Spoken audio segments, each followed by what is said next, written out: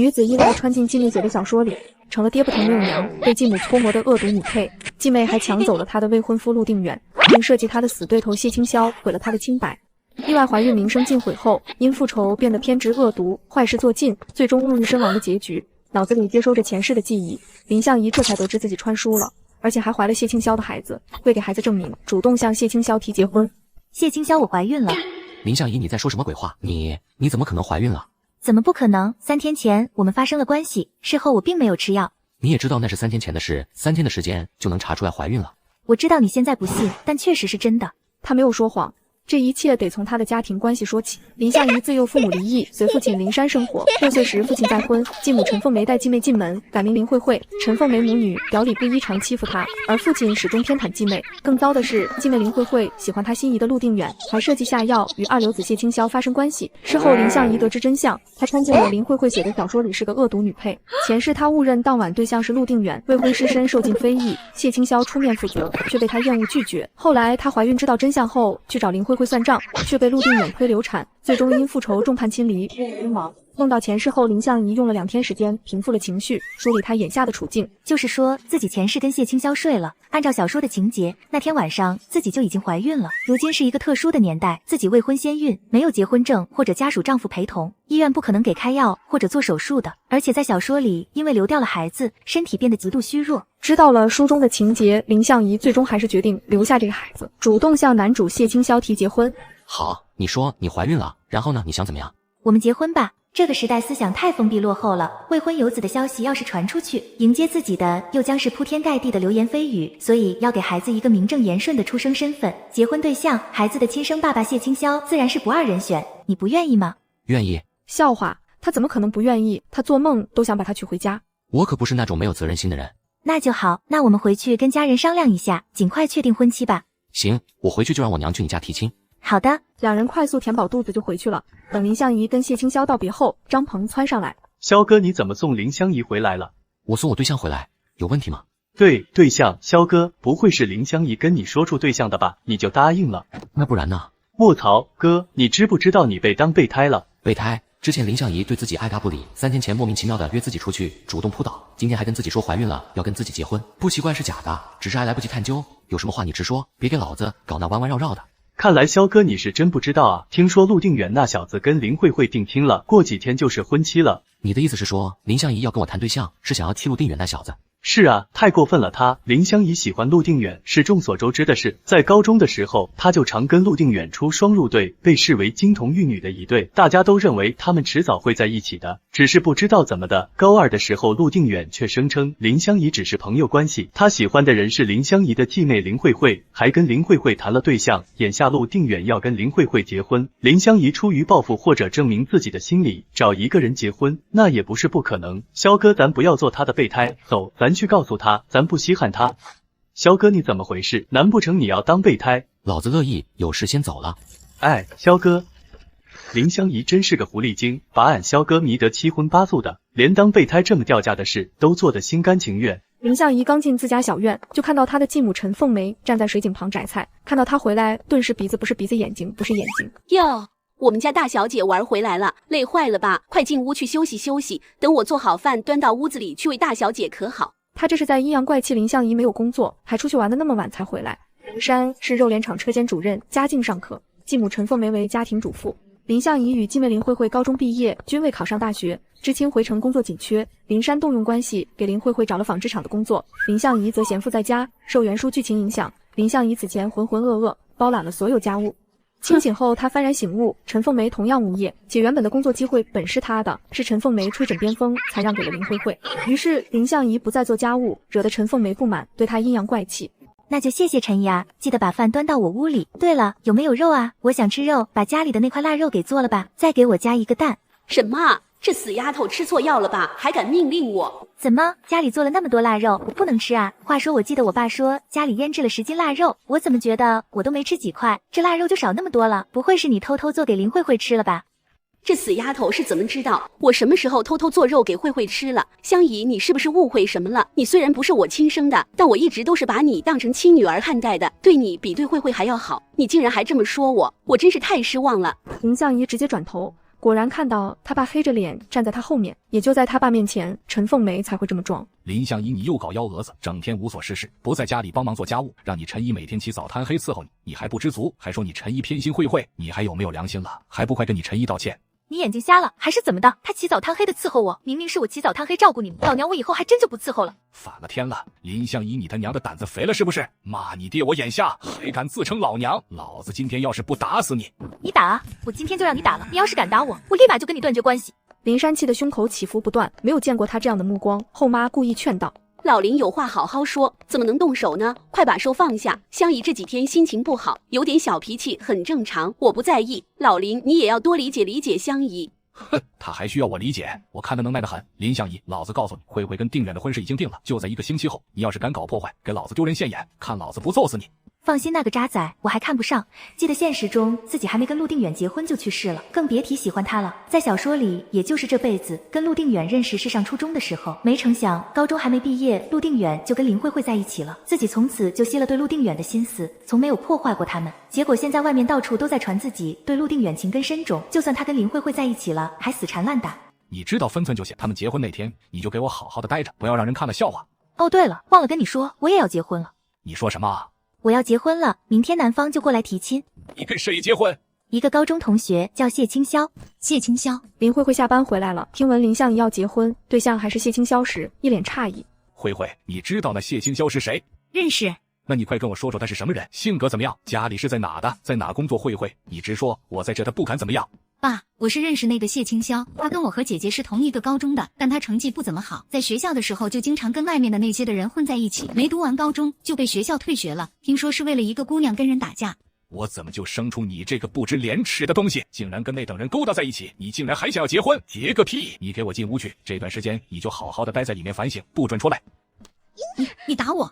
女子被继妹陷害，参见小说里直接手撕查继妹。你打我！慧慧，你知道那谢清霄是谁？认识。那你快跟我说说他是什么人，性格怎么样，家里是在哪的，在哪工作？慧慧，你直说，我在这他不敢怎么样。爸，我是认识那个谢清霄，他跟我和姐姐是同一个高中的，但他成绩不怎么好，在学校的时候就经常跟外面的那些的人混在一起，没读完高中就被学校退学了，听说是为了一个姑娘跟人打架。我怎么就生出你这个不知廉耻的东西，竟然跟那等人勾搭在一起，你竟然还想要结婚？结个屁！你给我进屋去，这段时间你就好好的待在里面反省，不准出来。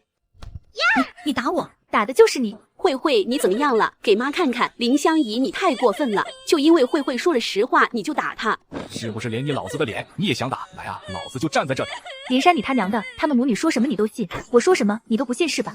你还敢叫嚣，真是反了天了！我怎么就生出你这么一个大逆不道的种？林珊话还没有说完，林相宜狠狠薅住了林慧慧的头发，林慧慧尖叫声响起。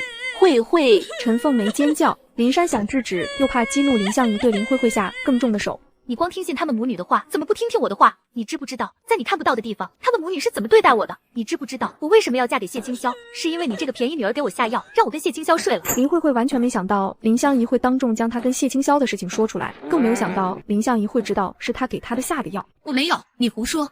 是啊，香宜，这件事肯定是有什么误会，慧慧她怎么可能会做出那样的事情？你这么说是要讲证据的。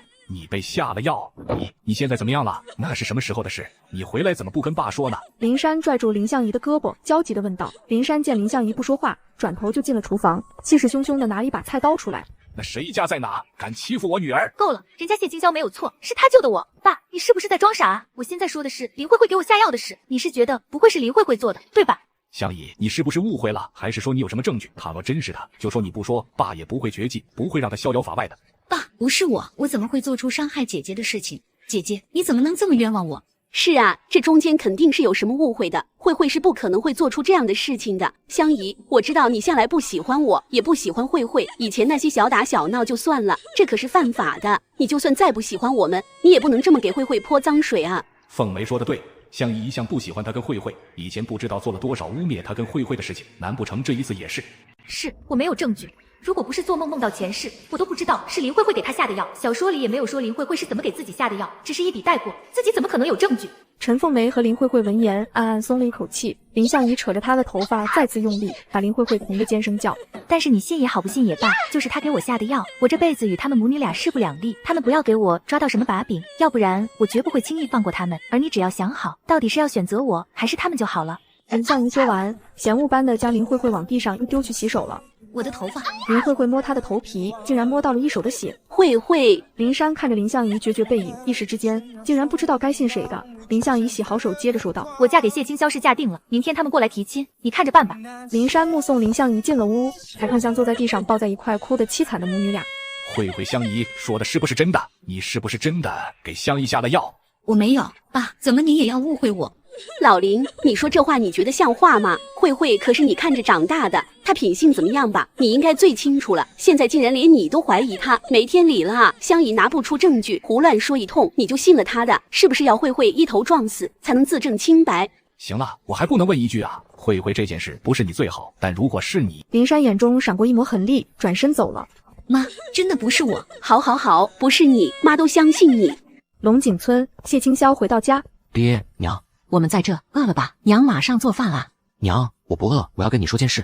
啥事啊？是不是缺钱了？等着，我给你拿。不是这件事，我要结婚了，你明天跟爹去那姑娘家提亲吧。你说什么？我说我要结婚了。阿笑，你不是在开玩笑吧？我开玩笑干啥？我说真的，越快越好。那姑娘是哪的人啊？叫什么名字？她家在县里，叫林相宜，是我高中同学，我很喜欢她，这辈子就非她不娶了。嘿，你这孩子怎么能这么说呢？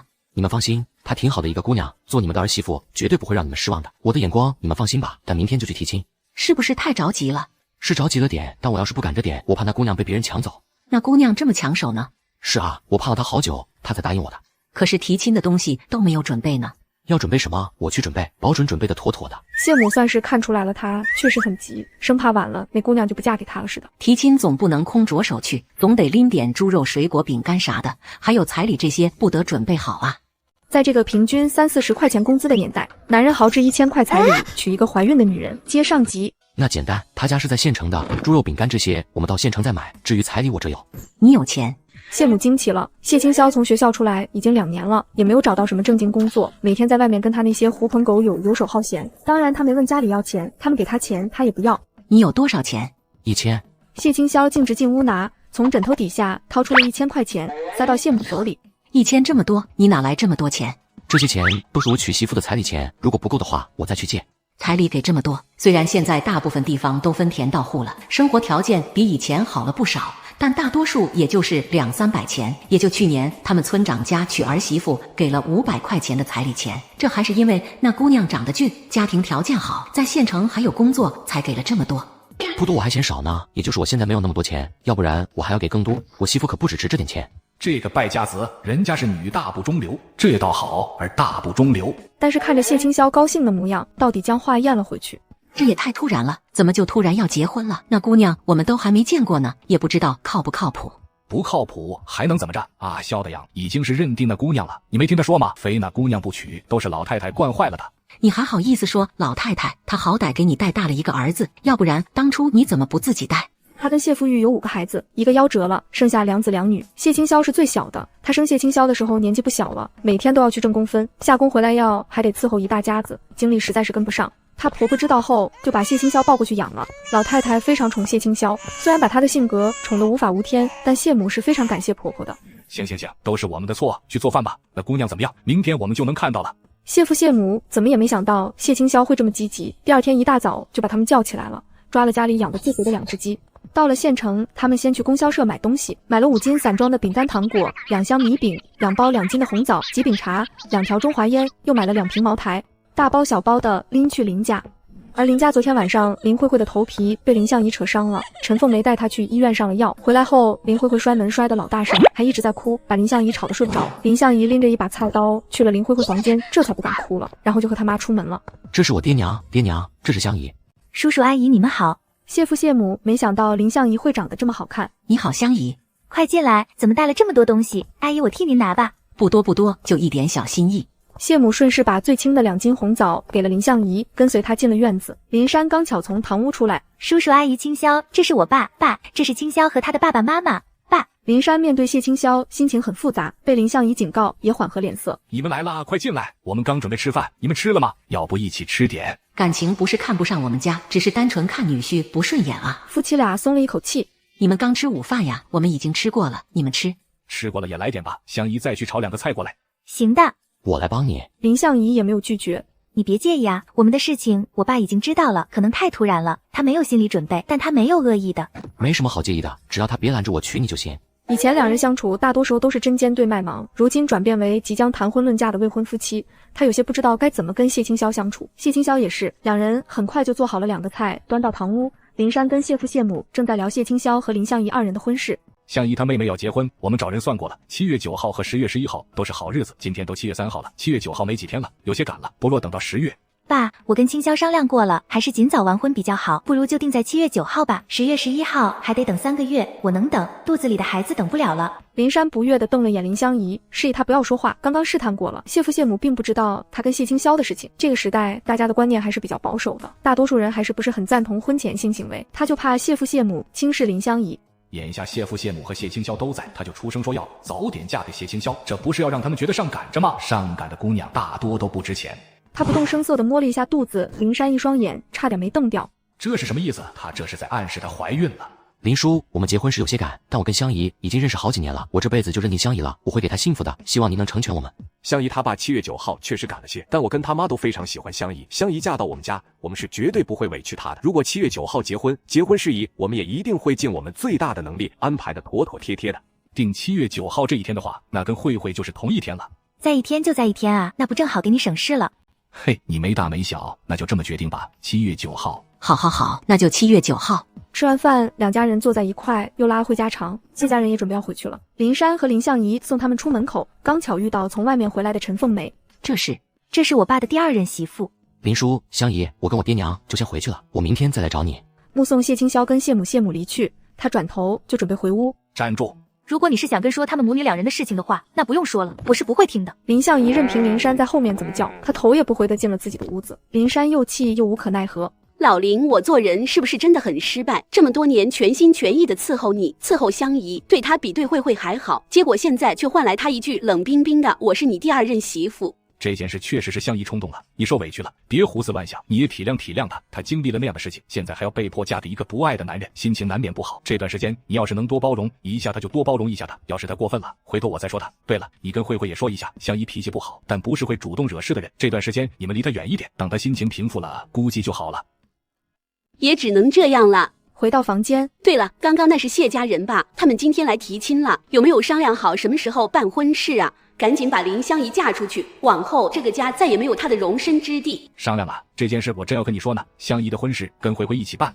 同一天办，可是香姨不是喜欢定远吗？这会不会不太好？香姨马上就要跟青霄结婚了，定远也跟慧慧修成正果了，还说这些干嘛？而且香姨也从来没有说过她喜欢定远，说不定都是谣言，你就别跟着以讹传讹了。这死老头真是越来越护着那个小贱人了，这明晃晃的事情还需要他以讹传讹吗？好，那我不说了，反正爱而不得的又不是我的女儿，要嫁给一个无所事事、招猫逗狗的2流子的也不是我的女儿，我着什么急啊？慧慧不仅有正式工作，对象陆定远在县城也有正式工作，可比林香宜不知道好了多少。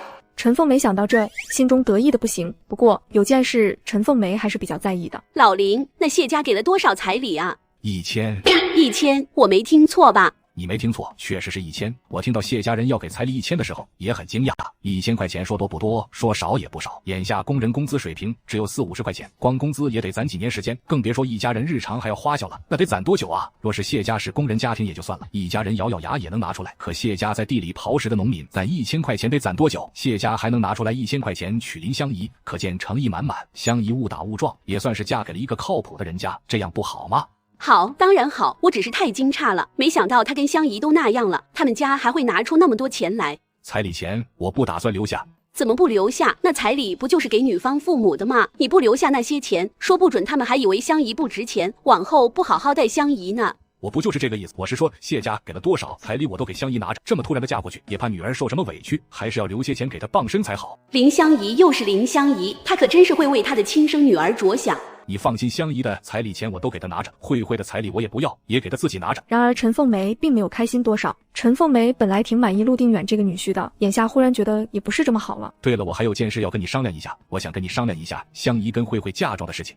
是，这确实要重新分配，那不如缝纫机和收音机给香姨，自行车和手表给慧慧。陈凤梅主动开口说，她打得一手好算盘。其实我的意思是，慧慧那边彩礼让她自己拿着，嫁妆我就不给她了。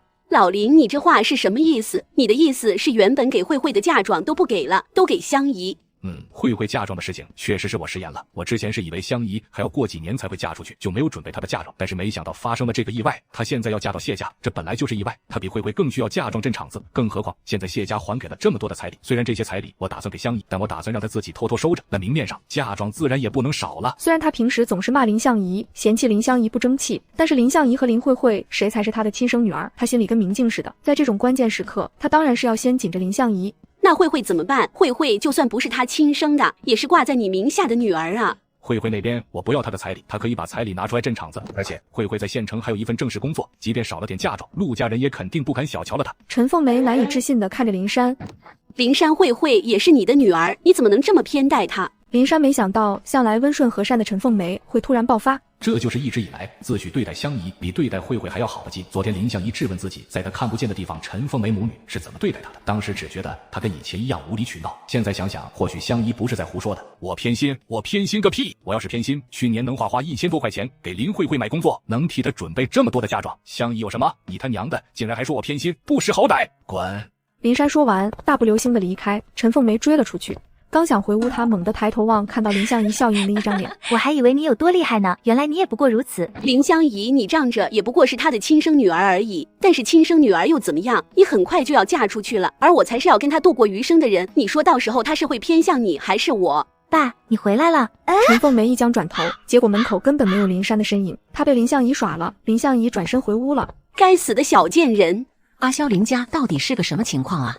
谢清霄喜欢林相宜，自然了解过一些关于他家的情况，就简单的将他知道的跟父母说了。谢清霄当然是偏向林相宜，挑着林相宜好的跟谢父谢母说了。这么说，这孩子还挺可怜。妈，有什么话就直说。儿子，我是觉得相宜跟你不是很合适。怎么不合适？我觉得很合适。娘，你是不是因为她后母的事情对她心存芥蒂了？不是因为这个，我承认香宜是一个很好的姑娘，家里条件好，长得漂亮，有礼貌，但这是她的优点，也是她的缺点啊。她看起来娇滴滴的，就不是干活的料，跟你真的不合适。我娶媳妇又不是娶她回去干活的，放心吧，我能养得起我媳妇，不会让她跟我吃苦的。我还有事，就不跟你们回去了，你跟爹先回去吧，我走了啊。说完，他踩着自行车走了。这孩子怎么就这么不听劝呢？他要是听劝，他就不是谢清霄了。那现在怎么办？怎么办？让他娶呗，亲都提了，能怎么办？他死犟的，要是不给他娶他看上的对象，说不定他这辈子真就打光棍了。就是可怜了香宜那孩子，要嫁给这么一个混小子。到底谢清霄是你儿子，还是林相宜是你女儿？有这么几对自家儿子的吗？算了，好在咱们老两口还干得动，多少能帮衬着点。来都来了，要不去跟老大家说一声阿萧要结婚的事，顺便去看看孙女。走吧，去看了，他们也该回去了。借村长家的自行车，还是要早点还给村长他们。谢母正要坐到后座去，一个诧异的声音在他们耳边响了起来。谢叔谢婶。谢父谢母扭头看去，就看到他们隔壁陆家的儿子骑着自行车载着一个年轻姑娘。定远，你怎么在这儿？这是。谢母看向陆定远的后座的年轻姑娘，还看到他脸上居然有一个巴掌印。这是我对象林慧慧，她家就在这儿，我送她回家。叔叔阿姨你们好。对了，谢叔谢婶，你们怎么来这儿了？巧了不是，清霄对象也在这儿，我跟你谢叔今天过来给他提亲。清霄的对象也住在这一片，是哪家啊？是啊，叫什么名啊？我家就住在这一片，跟我同龄的姑娘我都认识。我估摸着你肯定认识，跟你一个姓的叫林相宜。我姐。你们是亲姐妹？是姐妹，但不是亲的。那意思便是林慧慧就是林相宜继母带来的女儿。这林慧慧看着这么害怕林相宜，还有那摸脸颊的动作，难不成她脸上的伤是相宜打的？谢叔谢婶，如果你们今天来给清霄提亲的人是林相宜的话，我劝你们还是要多考虑一下。这是什么意思？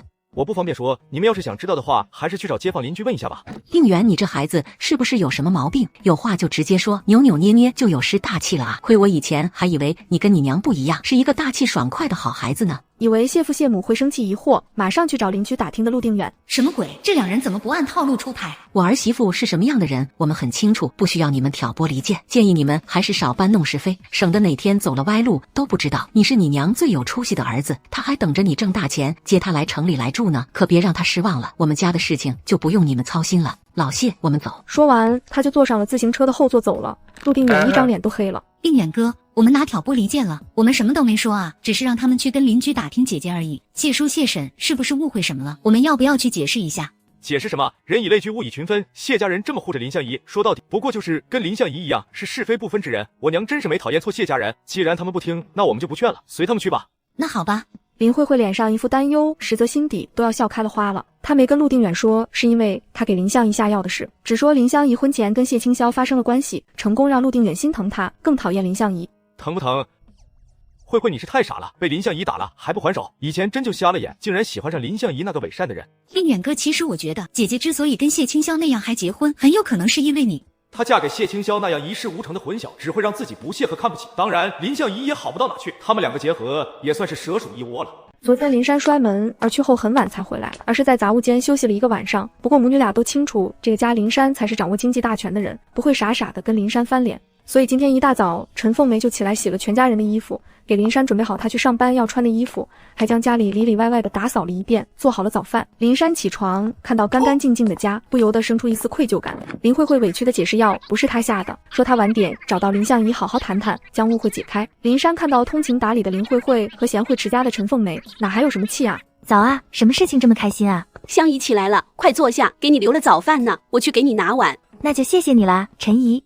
姐，那些事情真的不是我做的，一会我们找个地方坐下来好好聊聊好不好？不好，谁是你姐？我妈只生了我一个，就算我爸娶了你妈，你也不是我爸生的，麻烦不要乱叫。林慧慧咬了咬牙，委屈地看向林珊。你今天要跟谢家那小子出去买东西。林珊瞥了眼他的小腹，昨天他本来打算等谢家人回去之后问问他是不是真的怀孕了，后来因为跟陈凤梅吵架没问到。那你小心点，可别累了。谢家那小子是有一辆自行车的吧？你让他带你，重物都让他提。知道了，啰里吧嗦的。等过段时间他还敢这样，没大没小，看我不揍死他。林珊掏出了一沓钱和票券，扔到林相宜面前。虽然人家大方，但婚前不用人家的钱。林相宜将桌上的钱捡起来，估摸着应该有200块钱左右。谢谢爸。以为他会跟自己赌气不要这些钱，没想到他这么爽快就将钱收下，态度还来了一个180度大转变。他有些开心，脸上还是嫌弃的。见钱眼开。是啊，自己不见钱不眼开，难道要像以前一样便宜了陈凤梅母女吗？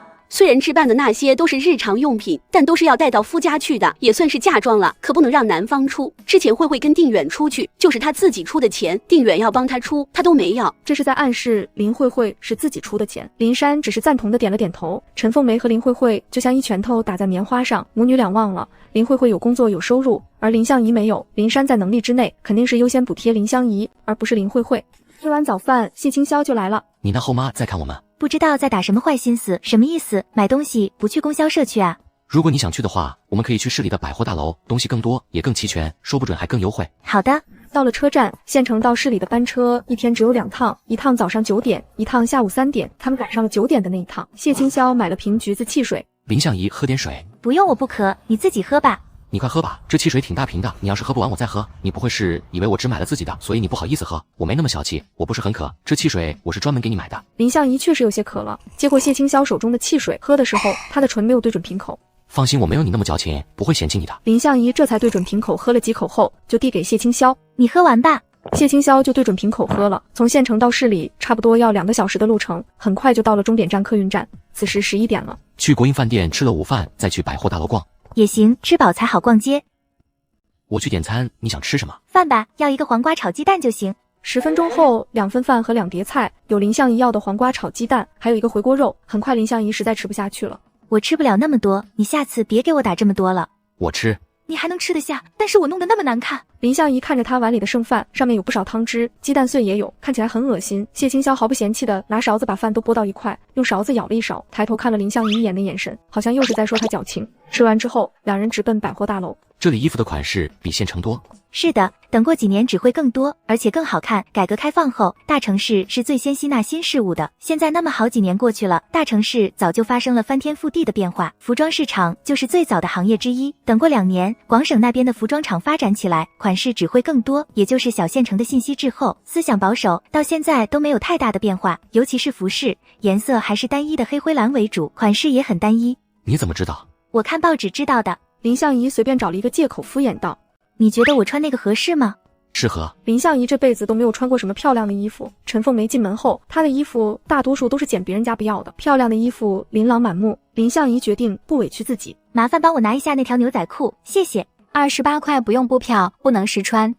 给我拿下来吧，我看看是不是适合我的尺码，是的话我就要了。售货员的态度终于好了些，将牛仔裤拿了下来，递给林相宜。虽然不能试穿，但可以比对一下，你瞧瞧，我觉得挺合适你的。那帮我包起来吧。这么爽快，卖出之后不退不换，你可要想好了。我知道的。对了，你们这里的衣服是都不用布票，还是只是这条牛仔裤不用？都不用。那我再看看。同志，我觉得这件白衬衫也很合适你，跟这条牛仔裤很搭，市里可有不少像你这个年纪的人都这么穿，好看的不得了。19块钱。林相宜看了眼，跟刚刚那条牛仔裤确实很搭。17块钱我要了。我们这里可不能砍价的，你还砍这么多？哎呀，不多，2块钱而已。那个牛仔裤我也没有砍价，对不对？人美心善的姐，你就答应了吧。你要是答应了，你后面的那条白蓝相间格子裙我也要了。行，那给你拿着吧，这条不拉几21块。20块呗，买3件，便宜3块刚刚好。我要是拒绝了，你是不是就不买了？那不能，但我知道姐你肯定会答应的。行，遇到你我算是财了，总共给你便宜3块行了吧？肯定行，谢谢姐啊，那加起来一共就是65块。谢清霄从兜里掏出钱，递给售货员。不用，我自己出。你是我媳妇，我给你买2套衣服怎么了？但我们终归还没结婚啊，这也算是我的嫁妆，你给我出钱算怎么回事？用我的就好。林相宜数了7张大团结，直接放在柜台上。没结婚确实不好用男方的钱，不过呢，小伙子，你可以留着啊，等结婚了，把这些钱都交给媳妇管不就行了？这个可以。谢清霄这才作罢。售货员给林相宜找了钱，谢清霄和林相宜拎着衣服离开。你喜欢穿裙子？我喜欢啊，谁不喜欢把自己打扮得漂漂亮亮的？日常的衣服买了，就差结婚那天要穿的新衣服了。林相宜顺着谢清霄看到对面的一个货架上竟然挂着一条深红色的裙子。你是想我们结婚当天穿？我去参加过一个朋友的婚礼，新娘子穿的就是这种款式的，我觉得你穿起来肯定也会好看。那就买，我给你买。红裙子竟然也不要布票，谢清霄跟林相宜就很愉快的拿下了。买完之后，两人就往卖男装的专柜走去。林相宜按照自己的红裙子搭配，直接给他挑了一件黑色的中山装，让售货员给包起来。对了，这件背心也给我包起来。谢清霄以为是买给他，这件是 XL 的吧？我穿 L 码。我给我爸买的。谢清霄尴尬了一下，哈哈，自作多情。给我拿一件同样的 L 码的，你也给我买一件，我出钱。这样算我给你买的。我说算就算。你觉得这样就能缓解尴尬，那就买吧。这个不解风情的女人。买完衣服，两人又去买鞋，又去别的地方逛，陆陆续续的买了一床被单、一个暖水壶以及香皂、肥皂、牙膏之类的日用品，又买了2盒雪花膏和2瓶80克的雅霜。发现这里竟然有大白兔奶糖卖，这玩意是紧俏货，在向阳县根本就没有的卖。林相宜买了5斤，杂七杂八的买了不少东西。等林相宜从百货大楼出来的时候，200块钱已经花得一干二净了。回到县城，已经下午5点了。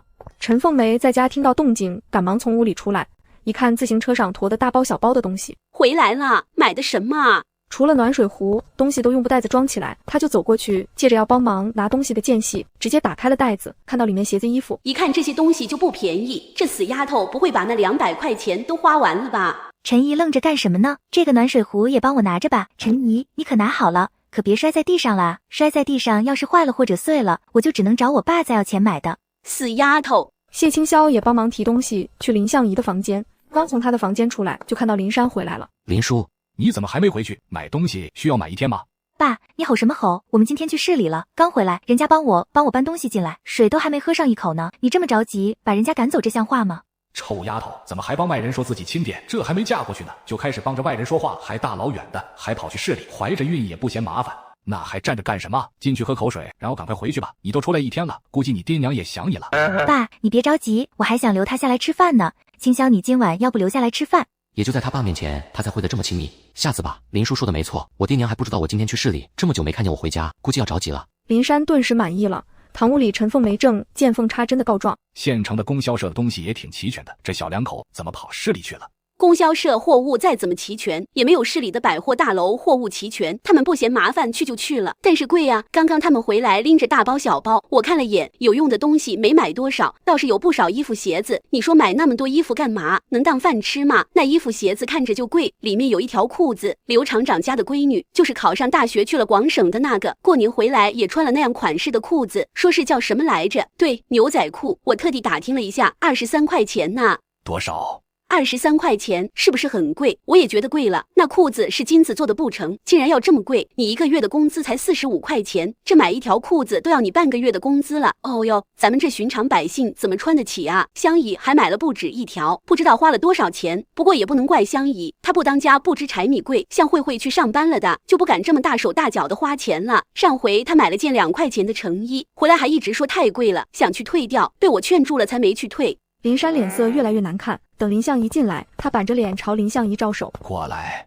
爸，不知道我这位继母又给您说了我什么坏话啊？您这是要骂我了吗？那骂完我之后，要惩罚我不准我吃晚饭，还是让我去墙角罚站呢？或者让我把接下来1个月的家务都包？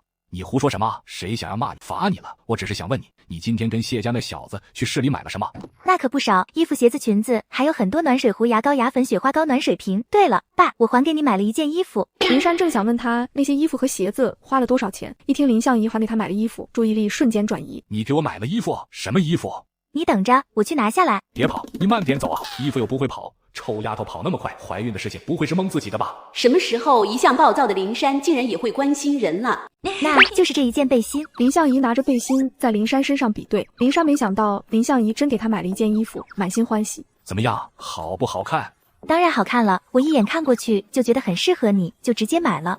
我看着也挺适合我，多少钱啊？6块，实际是3块。哎呦，这么贵啊！老林这个款式的背心，你不是有好几件吗？有些是我给你买的，有些是我给你做的，成衣最多也就1块钱，这看着也没有差别，怎么贵了这么多？那能一样吗？质量都不一样，好吧？你买的那些都是不怎么好的，我看我爸没穿多久就烂了，他背上长了那么多红点子，我怀疑就是那个布料导致的。你他妈妈的放屁！那些衣服质量确实不好，但死老头长红点子还能怪到衣服上来？我买的这个衣服质量可是很好的，摸起来就知道了，软和又舒适。那售货员说了，这衣服冬暖夏凉，晚上睡觉的时候穿起来不知道多舒服呢。这衣服真有这么好？那我今晚可得穿着试试。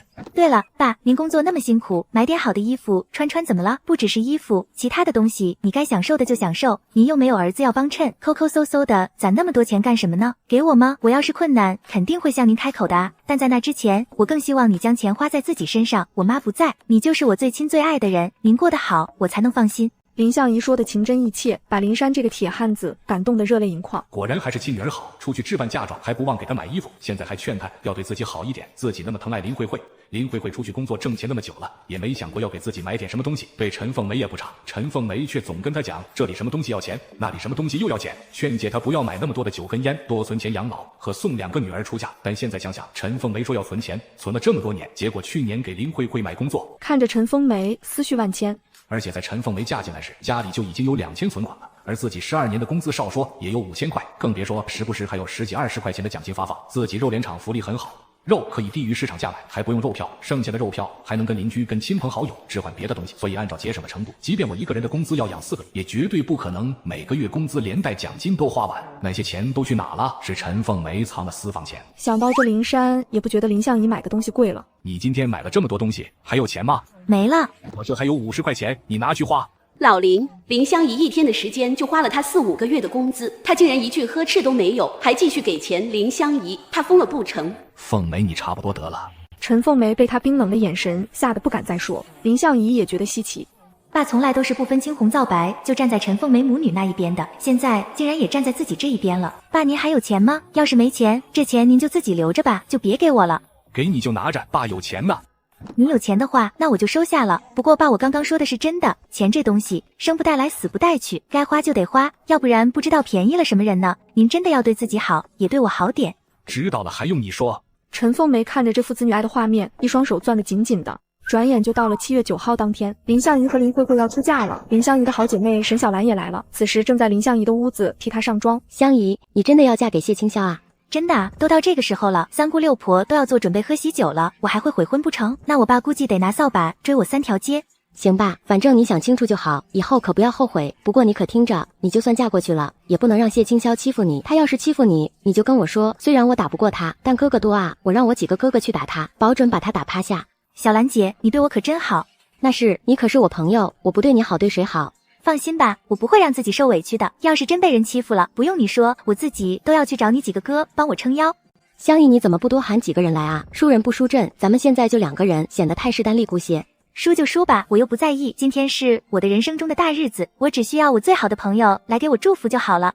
哇，香姨，我就说你长得很好看吧，没化妆之前就美爆了，现在我再给你随便画一下，长得就更美了。你一定是今天最美的新娘。我还能更美，你要不要看看？什么啊？林相宜打开了她的衣柜，沈小兰一眼就看到了衣柜里的那条红裙子，瞬间被惊艳了。好好看的裙子，快，你快穿上我看看，肯定很好看。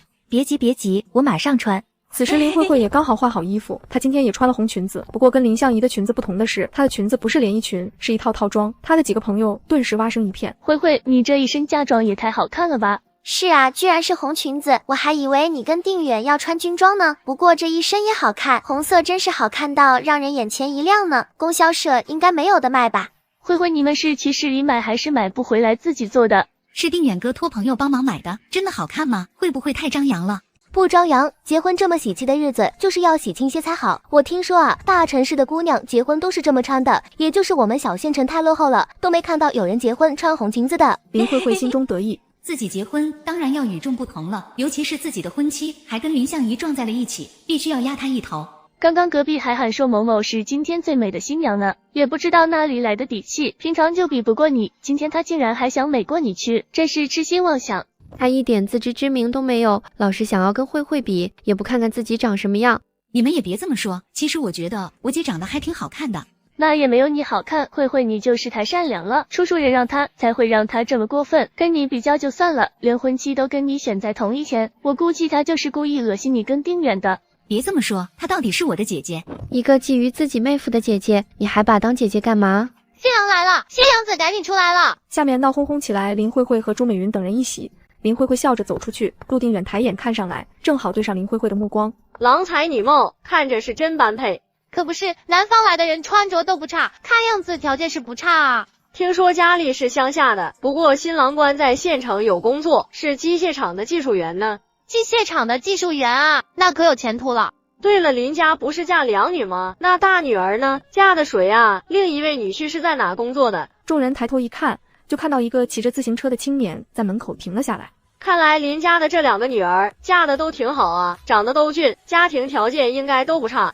俊是挺俊的，但是你说他家庭条件不错，呵呵。这是什么意思？他家庭条件不好能穿得这么好，还能骑着自行车，就连接亲的人都骑着自行车。他家里的条件估计比你我都好不到哪里去。听说老大嫁的这个男人是个无所事事的小混混。什么？怎么会嫁给小混混？不会吧，林珊怎么会同意自己的女儿嫁给小混混？林慧慧下意识地朝他的方向看去，她瞬间凝住。林相宜竟然也穿了红裙子，她竟然也穿了红裙子，她笑是什么意思？应该是觉得她的裙子比慧慧的好看。嘿，她好意思也，这明明是慧慧的比较好看。其他几个朋友默不作声，他们都做不到这么昧着良心。单看还好，跟林相宜对比起来就有些不够看了。林慧慧都快要气炸了，她的婚礼都被林相宜毁了。林相宜刚刚还嘲笑她，乔萧哥看他媳妇的样子，3条腿都要站起来了吧？那还用说，他盼林相宜都盼多少年了？只要碰到林相宜，他不值钱的样子，咱还少见吗？滚，回头我再收拾你们。你来了。陆定远也将这一幕收进了眼底，他又觉得那是林相宜故意装给他看的。林相宜以为婚期选在今天，打扮得这么好看，抢了慧慧的风头，自己就会后悔吗？哼，慧慧。定远哥，时下结婚流程一切从简，新人跟女方长辈敬茶，就算是完成仪式了。林珊已经坐下了，旁边的位置是陈凤梅的，但此时陈凤梅没有坐，而是站立在一旁。倒不是林珊或者林相宜不让她坐，是她自己不坐的。就在谢清霄、林相宜准备敬林珊时，妈，你怎么不坐下？快去坐下啊！我还是不坐了。她又不是我亲妈，坐下来干什么？话一出，陈凤梅和林慧慧脸都绿了。谢清霄向林珊敬茶，喝完茶，他将一个红包放在谢清霄手中。我的女儿就交给你了，你要好好对她。爸，我会的。那就好。轮到陆定远和林慧慧，林慧慧阴阳怪气道：妈，您快坐下吧，您是我亲妈，有资格吃我们的茶。好。结婚了就是两口子了，以后要好好过日子。好的，爸。仪式完成，两对新人要回去了。两位新郎带来接亲的人帮忙搬新娘的嫁妆。张鹏飞爬上板车，将盒子打开，露出里面崭新的手表。陆家的亲朋好友。定远不是说你媳妇的嫁妆是3转1响吗？3转1响呢？林慧慧的嫁妆是3转1响，陆家人别提多高兴了。陆母是个爱嘚瑟的，把这件事宣扬的全村人尽皆知。定远哥，嫁妆的事你没跟你娘说吗？没说我忘了，没事回去再说也行。我娘那么喜欢你，肯定能理解你的。陆母是喜欢自己，那是因为自己有工作和嫁妆。实际上，陆母最势利眼了，没了嫁妆这件事，陆母要是知道了，肯定会不高兴。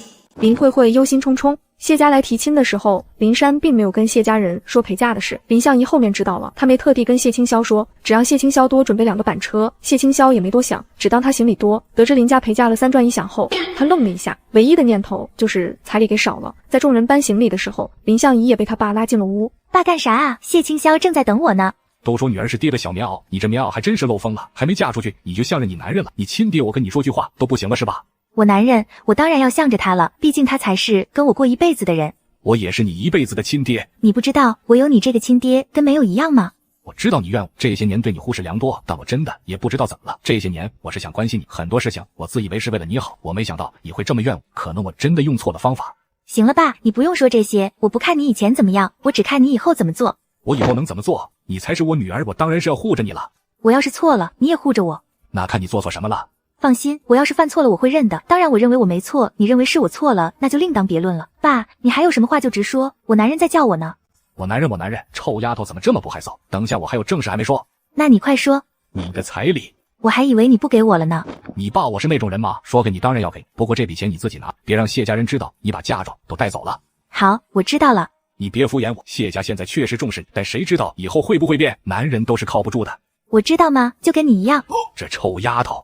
林相宜收好钱走出去，谢清霄和朋友已经把他的行李跟嫁妆打点好了。林慧慧那边嫁妆少比较少，早就搬完了。看到林珊出来，陆定远就拉着林慧慧过来跟林珊辞行。龙井村因谢家和陆家同时办喜事，办的都挺大的，全村同欢同乐，热闹非凡。谢母算了算时间，想着迎亲队伍差不多时间到了，就去了门口，眼下跟陆母谢母挤在一块。没想到我们两家竟然这么有缘，娶了2姐妹做儿媳，往后我们就是亲戚了。是啊，以后咱们2家就是亲戚了，可要互相照顾啊。那是当然的。不过两人心里都清楚，互相照顾是不可能的。林相宜跟林慧慧又不是亲姐妹，感情也不好。正说着，众人的视线出现了陆定远和林慧慧的身影。是我家儿子儿媳。进门时他回了一下头，终于意识到有什么不对劲了。3转1响呢？他抓住一个跟着陆定远一块去迎亲的小伙子询问，那小伙向着陆定远添油加醋的把在林家的事给陆母说了。陆母只觉得一阵天旋地转。谢家抢走了原本陪嫁到我们家的3转1响，高兴坏了吧？林慧慧陪嫁3转1响的事情是自己亲口传出去的，村里人都知道林慧慧的陪嫁是3转1响，现在3转1响却到了谢家。陆母是个好面子的人，此刻只觉得所有人都在看他的笑话，他脸色挂不住，才匆匆的进了院子。林相宜这边也进了谢清霄的房间。路上累了吧？那坐下休息会。好的。媳妇，这是大姐谢文静。大姐。水来了，水来了，弟妹，先喝点水啊，马上就开洗了。这是二姐谢文琪。二姐，谢谢。都一家人，不用客气。哎呀，你长得可真好看，我老早就想见见你了，但是这小子就是不肯带我去见你。之前应该来见见你们的。香姨，你别管他，不是你的错，这不是见着了吗？也不差这1天2天的。好了啊，你们没什么事情就出去吧，帮忙摆一下席，让香姨休息一下。香姨，你先休息会，等下出来吃饭啊。好嘞。房间里只剩下林相宜和沈小兰。这被单一看就是新做的，又红又喜庆，还置办了很多新物件，房间也粉刷了一遍。谢家很重视你，你的婆婆和2个小姑子看着都不错。他们看着确实很好，就是谢清霄不靠谱了些。我怎么不靠谱了？你靠不靠谱你心里没点数吗？你别以为我都忘记了，以前读书的时候你可没少欺负我们家香姨。我告诉你，现在香姨嫁给了你，但你别以为她背后没有人撑腰，她没有哥哥，但我有，我哥就是香姨的哥哥。你要是欺负了他，我几个哥哥都不会放过你的。你笑什么？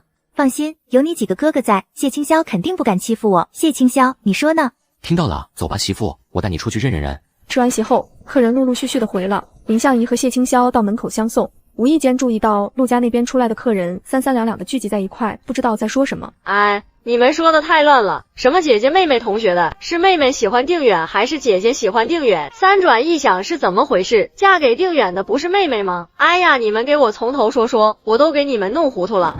你这脑子怎么回事？所有人都听懂了，就你没听懂。来，我来给你捋捋。再听不懂你就自个琢磨去吧。今天谢陆两家娶的人是两姐妹，你应该知道了吧？这两姐妹跟定远还有青霄都是一个高中的。姐姐呢，高中的时候喜欢的人是定远，但是呢，定远喜欢妹妹，跟妹妹在一起并结婚了。姐姐不服气，为了报复定远，跟青霄在一块了，嫁到定远的隔壁来了。不知道揣的什么坏心思，她还抢走了妹妹的嫁妆，3转一响。我这么说，你听懂了吧？听是听懂了，但是怎么这么狗血？可不，比画本子写的还精彩。谢家估计还以为自己赚了呢，娶了一个又漂亮又有钱的城里媳妇，没成想被人当了枪使。别这么说，谢家也不亏。那谢清霄是个什么人啊？也就那张脸能看得过去，但是脸又不能当饭吃，不仅懒还没工作，就是一个混吃等死的小混混，全靠他爹娘帮衬，能娶到一个这么漂亮有钱的媳妇，当枪使也是他赚了啊。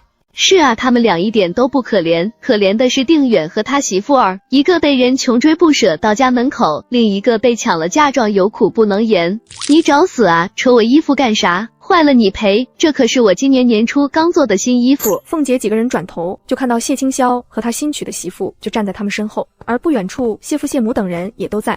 说啊，怎么不说了？阿香，你冷静点，香姨你劝劝他，有什么误会坐下来好好解释。凤姐你赶紧说说，这些话你从哪听来的？别不是你凭空捏造的吧？我是听来的，是陆定远说的。事实上不是陆定远，也不是林慧慧，是陆母说的。拽着凤姐就往陆家走。哎，你拽我干啥呀？放开慢点。林相宜，你在闹什么？你把刚刚在门外的话说一遍。青霄媳妇喜欢定远，但定远不喜欢她，她就嫁给了青霄，抢走了定远媳妇嫁妆。凤姐一股脑把刚刚在门外说过的话重复一遍。谁说的？凤姐指了指陆定远，然后又指了指陆母。是你们传的？当然不是我们传的。谁传的？我们确实不知道，其中有些是不是真实我也不知道。但是有件事我需要跟你说一下，香姨，我知道你以前喜欢定远，我也很喜欢你，但是感情这件事勉强不来。定远他不喜欢你，他喜欢的人是你的妹妹。现在他已经娶了你妹妹，你也嫁给了青霄，你就不要再纠缠定远了，各自好好过日子吧，好吗？谁说我喜欢陆定远？你是没有亲口说过，但是你们高中的同学老师都知道。那他们还说陆定远喜欢我呢，他怎么转眼就跟我妹妹搞到一块去了？你胡说什么？他只是把你当同学当朋友，他一直以来喜欢的都是慧慧。是吗？是的。那要不要我把你给我写的书信拿出来给大家读一读啊？陆定远脸色一变，那些书信林相宜还留着。什么书信？我也不知道，林相宜我们以前不过都是讨论学习上的问题，就算我给你写过什么书信，那也是我想要邮寄给报社，让你帮我看看，如果写了什么让你误会的话，我跟你道歉，但我从未对你有过其他的心思，我一直以来喜欢的人都是慧慧。小兰，你回去屋里帮我拿一下我放在皮箱里的书信。沈小兰很快从谢家跑过来，众人定眼一看，她手上果然抱着一摞书信。香姨，给。没成想陆母忽然冲了过去，一把将那些书信抢了过去，就往厨房跑，直接将那些书信往烧得正旺的灶里一塞。沈小兰着急想去抢回来，林相宜叫住她，不用去，反正那些书信我本来就想毁掉的，怕他们像今天一样给我泼脏水，我才留了一手。现在他们这样的态度已经很明确了，那些书信也没有留下的必要了，省得恶心我。陆定远眼看着他娘把那些书信都毁了，刚刚松了一口气。这不是不打自招吗？从林相宜把书信拿出来，他就洗不清了。林相宜，我承认我确实对你有过好感，但那都是因为我不了解你。自从知道你是一个多么偏激恶毒的女人之后，我就没有再喜欢过你了。谢清霄在忍无可忍，上前直接给他了一拳头。你他娘的还是不是一个男人？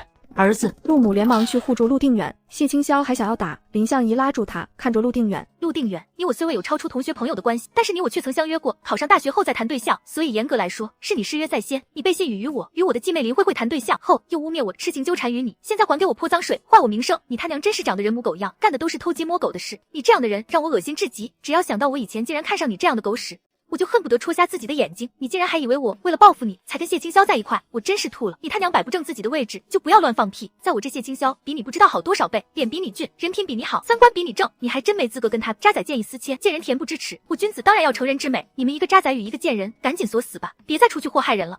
你林相宜一大段话下来，把陆定远又急又气，一时不知道该怎么反驳林相宜。不是这样的，姐姐。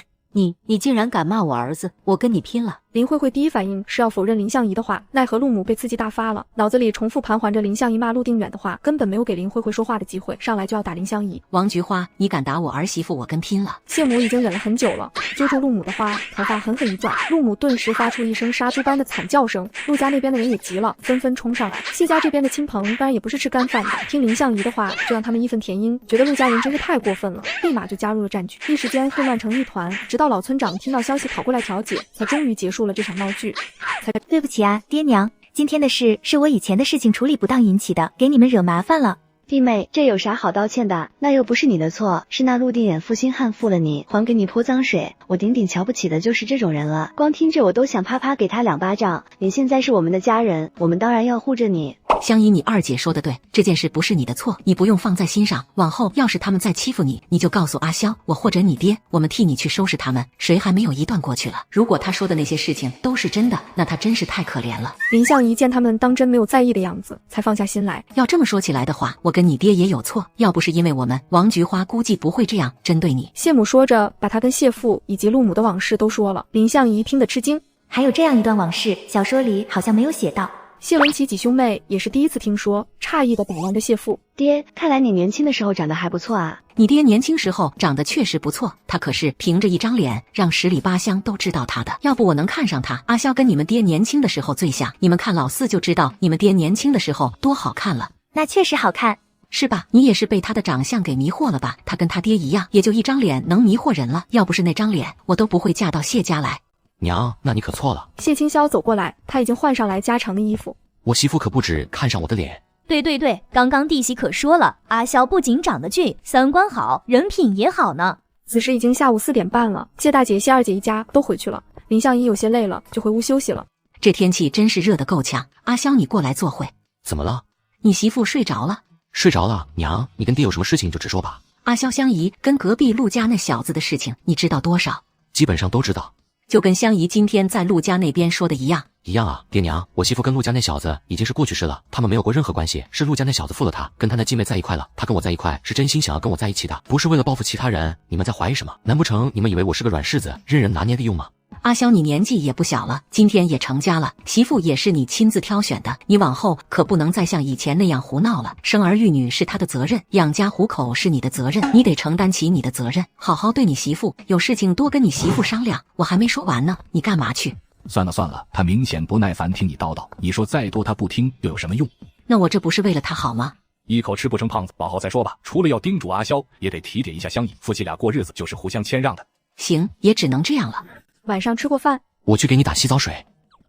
林相宜回屋拿衣服，谢清霄拿了桶去厨房。谢父谢母何曾看到过谢清霄这般细心和耐心？他自己都没有这么精致过。洗澡也就冬天的时候拿热水洗，平时拎着桶冷水到洗澡间，随便的冲洗一下就算了事了。结果现在他不仅帮他媳妇打洗澡水，竟然还打了2桶，1桶热水，1桶冷水。太阳从西边出来了吧？这哪里还要我提醒？这都体贴过头了好吗？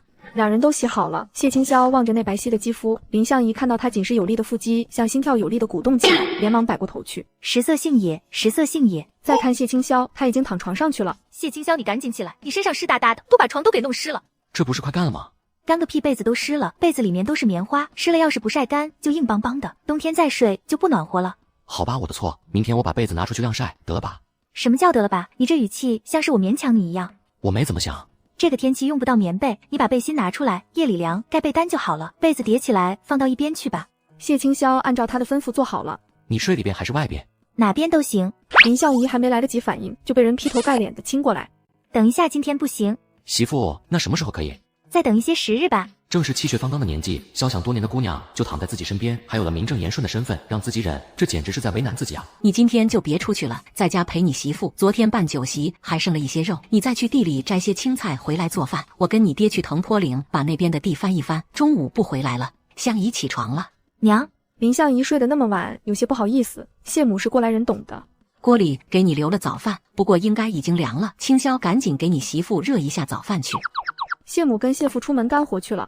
洗漱完，谢清霄刚好端着早饭出来，谢清霄也坐了下来，拿了一个鸡蛋在桌边敲碎壳，包好递给他。这么好，你手不是酸吗？给你赔罪。林相宜瞪了谢清霄一眼，再次对他的厚脸皮有了新的认识。不是说这个时代的人都很含蓄的吗？谢清霄这狗东西怎么就脸皮这么厚？要是有什么东西能堵住你的嘴就好了。有的。林相宜秒懂。谢清霄大白天的，你能不能正常点？吃过饭，林相宜无所事事，问谢清霄要做什么？不用做什么啊？还是你想做什么？我又不熟悉这里，没什么想做的。那你要是闲得无聊的话，要不我带你在村里熟悉熟悉。那你等我一下，我进去换件衣服。你裤子有没有口袋？这些糖都放你口袋里去。你很喜欢吃糖，出去一趟带那么多糖，能吃得完吗？这些糖不是我们自己吃的，我们刚结婚，出去遇到小孩或者相熟的人，给1-2颗糖，意思意思。他们并没有发现谢清霄和林相宜。定远哥，你把我拉出来做什么呀？娘让我去打扫鸡笼呢。慧慧那些脏活累活不用你做，你才嫁过来第2天，又是早起做早饭，又是洗全家衣服的，你这么勤快做什么？那些活自由我娘和我嫂子他们干。但娘不是说这是村里规矩吗？她说新媳妇第2天基本都是要干活的，几个嫂子以前就是这样，娘刚嫁给爹的时候也是这样。我要是搞特殊不好。慧慧你怎么这么傻？定远哥，我知道你心疼我，但是我累点没事，只要能跟你好好日子就好。那行吧，慧慧你就再忍3天，等3天后我们回县城上班，不住在家里了，你就不用干这么多活了。没想到啊，在我们家十指不沾阳春水的慧慧小姐，嫁给你之后竟然这么勤快。陈姨要是看到，只怕都得欣慰吧。慧慧向来懂事又贤惠，你以为是你？行，那就让她懂事又贤惠吧，我也觉得挺好的。说罢，拉着谢清霄走了。眼下他这番动作，瞬间扭转村民们对他印象，甚至对在村里一向没有好名声的谢清霄，也觉得他没有那么坏了。他们还遇到了凤姐。凤姐早上好啊，刚洗完衣服啊。凤姐，我今天是来感谢你的，昨天多亏了你仗义直言，让我澄清了陆家那些人往我身上泼的脏水，要不然我岂不是哑巴吃黄连，有苦说不出。这些糖是我的一点小心意。这有啥好感谢的？我就知道那陆家不坏好心，没想到他们竟然还冤枉你，我也就做了我应该做的。这糖你拿回去。不行，虽然凤姐你仗义直言不求回报，但是我却不能不感谢你，你快点收下吧。凤姐拿了林相宜的糖，转眼就跟林相宜好的跟亲姐妹似的，拉着她想要跟她说陆家的坏话。林相宜拉拢完人，找了个借口就拉着谢清霄跑了。谢清霄见状不解，你为什么要拉拢凤姐？有句话说得好，宁愿得罪君子，也不要得罪小人。像凤姐那样人，不能深交，但最好也不要得罪，要不然哪天往他们背上捅一刀都不知道。我怎么觉得你跟读书的时候有点不一样？那是因为你以前不了解我，就跟我以前也不了解你一样。我以前还以为你是登徒子呢。那现在呢？现在不是，跟你相处了一段时间后，我发现你其实还是很有责任心的，性格也不错，也挺会照顾人。刚到家门口，他们又看到陆家那边陆母和林慧慧从屋里出来，两人肩膀上扛着一个锄头。娘，您肩膀受了伤，要不然锄头还是我来替您扛。一点点小伤而已，哪有这么严重？扛个锄头而已。不过你既然这么孝顺，那这个锄头就给你扛吧。陆母看到谢清霄和林相宜脸色不是很好看，下一秒又笑了起来，对后面扛着锄头出来的陆二嫂说：“老二家的慧慧真的是一个孝顺的，你说是不是？幸亏你三弟娶的是她，要是娶的是别人，还不一定有慧慧这么孝顺呢。”是啊，娘，三弟妹确实是一个好媳妇。瞧瞧，刚嫁进来第2天，就帮着家里不知道做了多少事，真正儿是孝顺的。林相宜有些好笑，还当自己稀罕陆定远呢。你笑什么？笑你那个鸡没蠢，你该庆幸你没有嫁到陆家，因为林慧慧嫁到陆家后总是要干活。那不然呢？你要是嫁给了陆定远，现在去干活的人就是你，你不去陆家人肯定要不满，但你嫁给我不一样，你嫁给我是来享福的。吃完饭，两人去给地里干活的谢父谢母送饭。爹娘吃饭了。相宜这么大的太阳，你就应该在家里好好休息，让阿萧自己送就好了。我闲着无聊，就跟着一块来了。是这小子拖着你来的吧？一点也不知道疼媳妇。那您可冤枉我了，我跟他说了，让他别来，是他自己非要说过来认一下咱家的地在哪。自家地在哪确实是要认识的。自从分田到户后，咱家分到了不少田地，分布的地方也不一样，有些倾销估计都不知道在哪里。不过没关系，过几天我带你们去认。好的，这个等之后再说。爹娘你们赶紧吃饭吧。当看到饭桶里的苦瓜炒蛋跟豆角炒肉，一双眼睛差点没瞪掉。又是肉又是蛋的，怎么做这么丰盛？谢母心疼到滴血，但看到林相宜，他又把话给咽回去了。油是不是放多了？油确实放多了，也没有这么多吧，多一点点而已，但味道还是不错的。相宜啊，你是不是不会做饭啊？我会做饭，不过这顿饭不是我做的，是谢清霄做的。阿萧做的，这蛋这肉都是谢清霄做的，这油也是这臭小子放的。你这小子真是不当家，真是不知柴米油盐贵，一次就放那么多油，往后吃什么？行，我的错，下次我注意着点。可别有下次了，你以后都不准进厨房。那不行。谢清霄，好了，你少说2句吧，他这不是说要改了吗？往后不放那么多油就是了。谢清霄，你也是的，咱家又不是什么富裕人家，没到那你能挥霍的地步，你也节省点，听到没有？你们赶紧吃饭吧，饭菜都凉了。林相宜没敢出声，谢父谢母在教育自己的儿子，而且他也赶着出来了。谢父谢母这么说，其实也是说给他听的。吃过饭，看着谢清霄和林相宜相携离去的背影，谢母眉头拧得紧紧的。还在想油放多了的事，你纠结这么多干什么？油放了就放了，都吃到肚子里面去了，再纠结有什么用？阿萧不是说了以后会注意吗？我是在纠结油吗？我是觉得像阿萧太奢靡了，他是说了会注意，但他肯定不会改，你信不信？你怎么知道他不会改？那还用说，他对他媳妇已经陷进去了，恨不得把所有好东西都双手奉到他媳妇面前，就差把香姨当太后供着了。他怎么可能会舍得他媳妇吃苦？他媳妇还是那样好出身的人，肯定也不是个会吃苦的人。哪有这么离谱？怎么就离谱了？一，他非他媳妇不娶；二，1000块钱的彩礼，他说给就给；三，他以前被老太太给惯的，只有别人伺候他的份，没有他伺候别的份。但他给他媳妇拎洗澡水，他没做饭，他今天还做饭了。好像有点道理，那不挺好吗？他喜欢他媳妇，知道要给他媳妇好生活，就知道要努力种田养他媳妇了，不比以前总是在外面瞎晃的好。好是好，但就怕他想给他媳妇好生活，但没那能力。咱们家可不是什么大富大贵的人，就算你儿子以后为了他媳妇勤奋起来，但那又有什么用？你倒是也勤奋了一辈子，也没见我享什么福了。哎呀，这是在聊啥呢？你们家阿香和儿媳妇没有留下来帮你们干活啊？关你屁事！你这么大力气做什么？我这不是过来关心一下你吗？你说说选儿媳妇真是太差了，2个儿媳妇竟然没有一个会疼人的。老大媳妇也就算了，好歹在县城还有一份工作，这老幺的媳妇就真的是眼睁睁的看着自家公公婆婆在地里，她不帮忙也就算了，打扮的衣衣饶饶的。王菊花，你要是再给我胡说八道，你信不信一锄头过去？行，我不说了，行吧？反正啊，我家媳妇又不那样。是，你家媳妇最勤快最体贴，毕竟不勤快不体贴也不行，又不是谁都能有我家儿媳妇这么的运气，能遇到像我这样的好婆婆的。村里谁家不给新媳妇立规矩的？以烂泥扶不上墙，管不住自己的儿媳妇，也就只能说自己是好婆婆了。我可不是你，当然我家儿媳妇也不需要我立什么规矩，自己就要求做了。以前在林家都是不用干活的，顶多有时候在林珊面前装一装。今天为了讨陆母欢心，一直在主动干活，都快要累瘫。是啊娘，这些都是我心甘情愿做的。好，你儿子娶了一个好媳妇，好了吧？陆母顿时满意了。刚刚我爹娘说的话，你别放在心上，我家没那么困难，吃饱还是可以的，就是我爹娘节省惯了，以后我会挣钱回来，挣到钱了，他们就不会这么节省了。挣钱，你以后要勤快起来，下地干活了。但是下地干活很辛苦的，面朝土地背朝天，你能干得了吗？我看起来就是这么弱不禁风，甚至在你眼里都到了手不能提肩不能扛的地步。那不至于，我这不是看你连做饭都不会吗？所以我就估计你应该不是个会干农活的。我以前确实浪了些，但我以后会慢慢学。除了做饭，你还想学什么？什么都学，学怎么承担责任，怎么爱你，怎么对你负责，怎么跟你组建家庭，怎么让你不后悔嫁给我。那你真要学重点啊？林香姨，有件事我需要跟你商量一下。你说。谢清霄神色迟疑，不知道该怎么开口。你说啊，你一个大男人怎么磨磨唧唧的，能不能爽快点？林香姨，我是想跟你商量，咱们是不是可以做点生意？做生意，这不跟自己想说的不谋而合了吗？你同意了？同意啊，为什么不同意？其实我正想跟你说这件事来着，我是不想种田的，你呢也不是会种田的，咱俩都没有工作，但咱俩总得养活自己，出去做点小生意，能养活自己，总比坐吃等死强吧？那就这么决定了。当然，不过做什么生意啊？我以前跟几个兄弟在市里倒卖过粮食。你倒卖粮食赚了多少钱啊？赚了多少没具体算过，毕竟也花了不少，剩下来的是1000块钱左右。那1000块钱给了我当彩礼？是的。我就说谢父谢母2个务农的，怎么给这么高的彩礼？那你没跟爹娘说过你做的事情啊？没说，跟他们说他们要发癫。以前生产队的时候，有个人因为倒卖东西被人批了，那惨状把他们吓到了。之前我在县城混日子，他们都对我3令5申，让我不要做坏事。他们认为那是坏事，我哪敢说。至于彩礼钱，他们估计以为是老太太留给我的。能理解，那我们还能做成生意部，住在一个屋檐底下，我们做生意也瞒不住爹娘啊。能啊，他们刚开始可能接受不了，后面知道不会出事，他们就不会说什么了。行吧，那你做生意还是想卖粮食吗？我以前是跟别人一起做的，粮食得去乡下一家一家人收，乡下人大多都老实胆小，只能偷偷交易。我是觉得眼下交易不需要这么小心谨慎，所以有点想看看有没有其他更轻便的买卖做。那我们多考察考察，要不我们明天上街看看？可以。那现在先回家吧。晚上谢父回屋，看到谢母一脸纠结的神色，好气又好笑。明天要是再做蛋，让他们2口子做他们自己的份，不用做我们的了。你这话说的，这不是让他们吃独食吗？他们肯定不愿意。要是他们吃独食，你能高兴吗？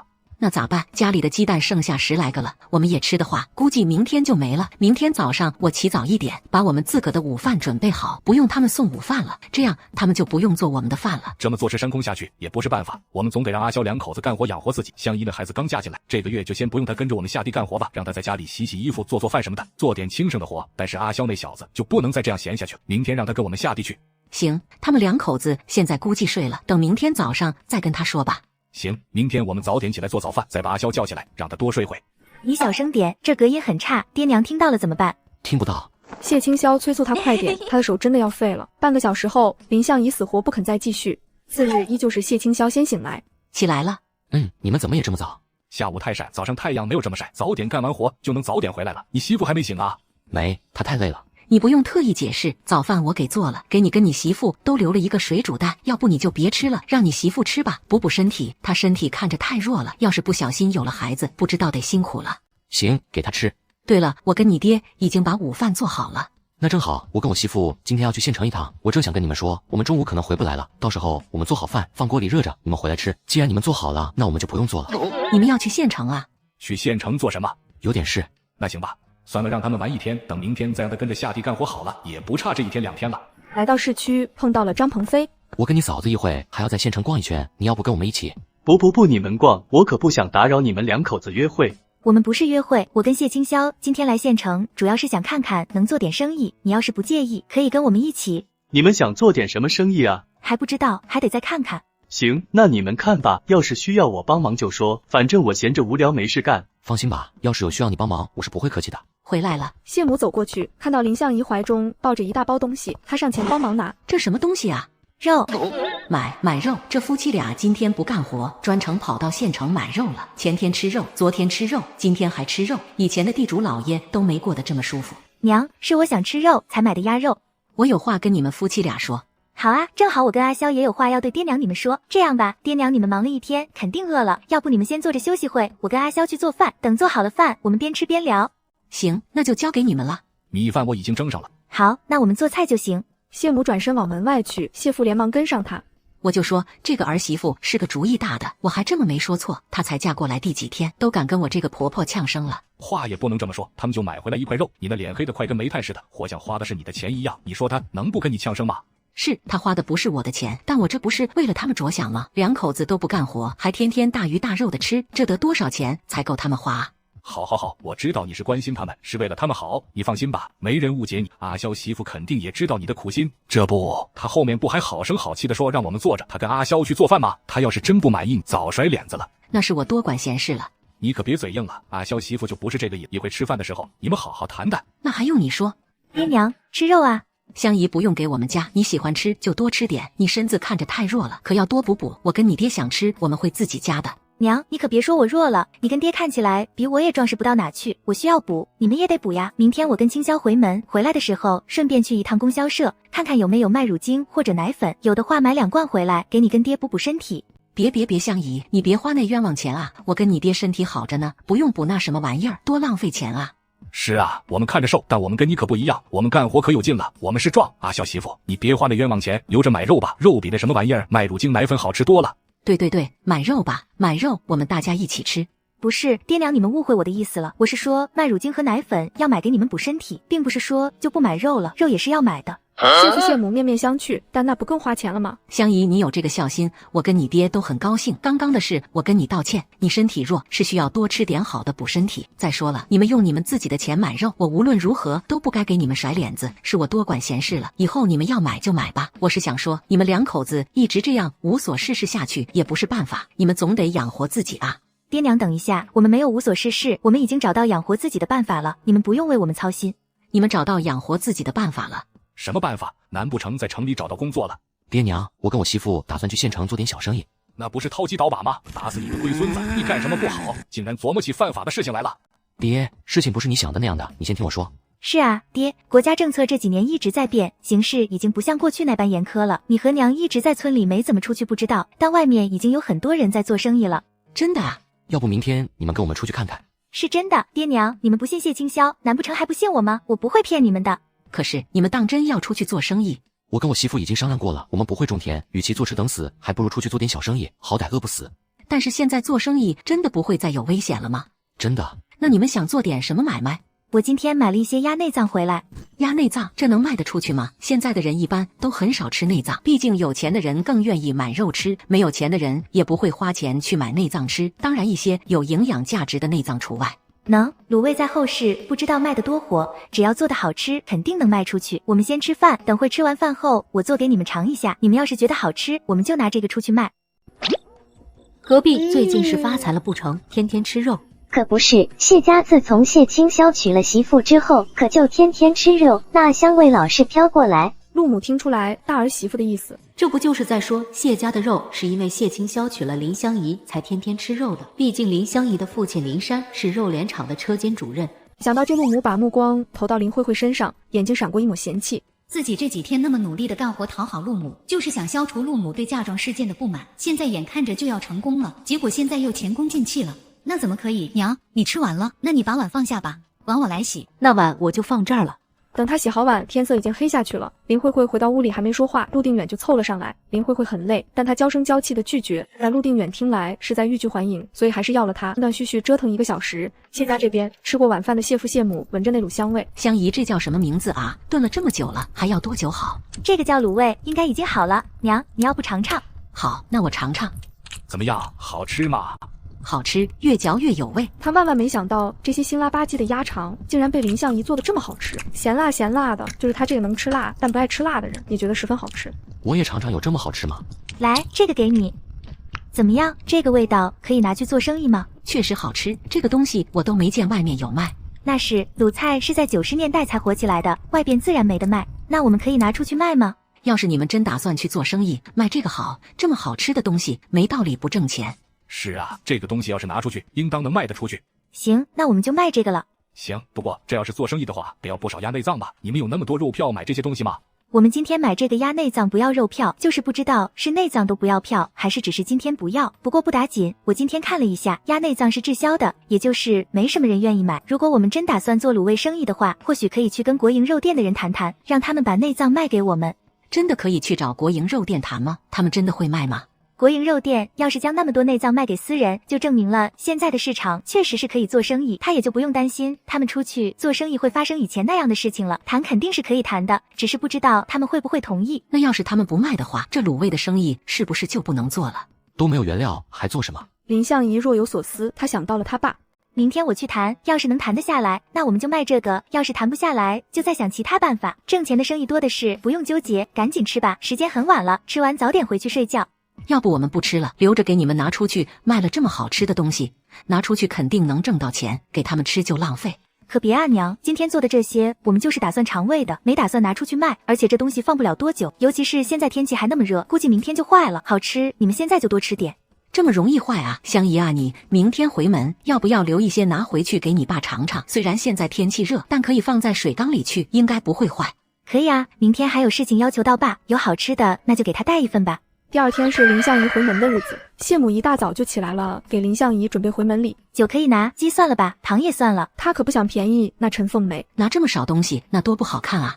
没事，有我们昨天做的那些卤味了。要是觉得实在太少了，那还有没有菜干啊？给我拿点回去，现成没的这个东西吃，我爸应该挺爱吃的。不过他还是给了林相宜20块钱，让他自己决定到了县城要不要再买礼品，不买的话，这些钱就给他自己留着。父母就给了林慧慧1斤糖带回去，但林慧慧跟谢母一样的想法，到了县城之后就直奔供销社去了，置办了不少烟酒、糖果、饼干、麦乳精之类的东西，才拎着大包小包回了林家。爸，香姨回来了。爸，这是特意给你带的。算你还有良心，知道我好这一口。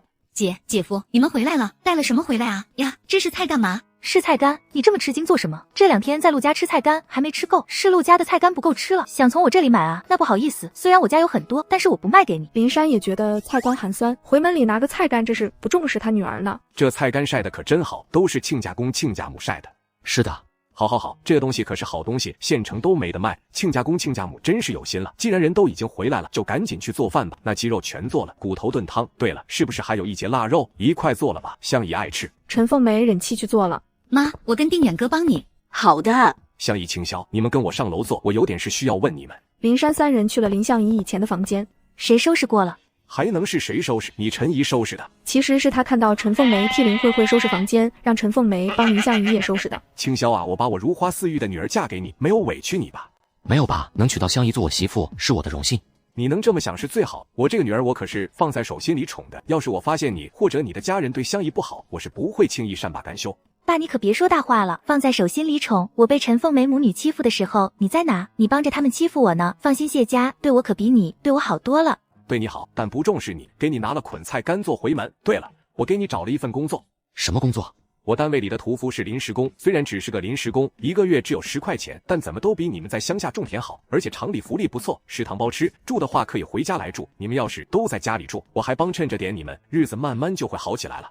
爸，你的好意我们心领了，但这个工作就算了，我们已经找到活干了。找到活干了？找到什么活干了？是的，爸，这就是我要跟你说的事情。说吧。谢清霄那个卤味呢？快拿出来给咱爸尝尝。爸，您尝尝。这鸭内脏你们买的好吃，没想到山星的鸭内脏还能做得这么好吃，你们在哪买的？这是香姨做的。你怎么会做这样的玩意还这么好吃？我自己瞎琢磨的，爸，好吃吧？确实好吃。那你觉得我们拿这个出去卖，你说能卖得出去吗？你们要拿出去卖不准，你们怎么会想着要去做生意？那玩意只有那些找不到工作的人才去。那我们不就是找不到工作，所以才去做吗？你们哪能一样？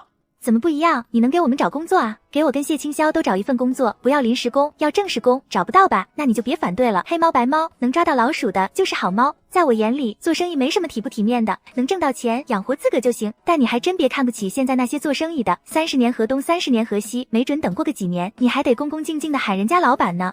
就你能叭叭？爸，这是我跟香姨已经商量好了，我们还是觉得做生意对我们来说是最合适的。行，我是劝不动你们的，你们想去做就做吧。是呢，所以爸，你是想让我利用我的职务之便给你批发鸭内脏吧？爸，你可真聪明。不过爸，你放心，我不会让你利用职务之便做什么偷鸡摸狗的事的。咱不管做人还是做生意，都得堂堂正正的，不是？我就是想让你去跟你们领导说说，我们有这个需求，问问厂里能不能给我们行这个便利。行了，我知道你的意思，我会去跟领导说说的，但不一定成。好嘞，不成也没关系，反正有商有量的嘛。吃过饭，陆定远和林慧慧还没回去，眼睁睁地看着林珊和谢清霄、林相宜出门，陆定远都看不下去了，皱着眉头说：“做好了饭就下来吃，吃完了就走人，也不知道留下来帮忙。”姐她一直都这样，在家里从来不干活，今天还是好的，以前更过分，对我跟妈颐指气使。妈做好了饭菜叫她来吃，也常遭她嫌弃，爸还一直都纵容她。太没教养了，幸亏当初没有跟她在一起。哎，算了，不说这个了，我都已经习惯了。他跟林慧慧坐在堂屋里，刚刚我听那臭丫头说你在陆家天天都吃菜干，我寻思是不是定远亏待你了？目前看来定远还真是个不错的男人，至少愿意帮你洗碗。妈，你不用担心我，定远哥对我一直都很好，倒是你跟爸怎么了？还在闹别扭呢？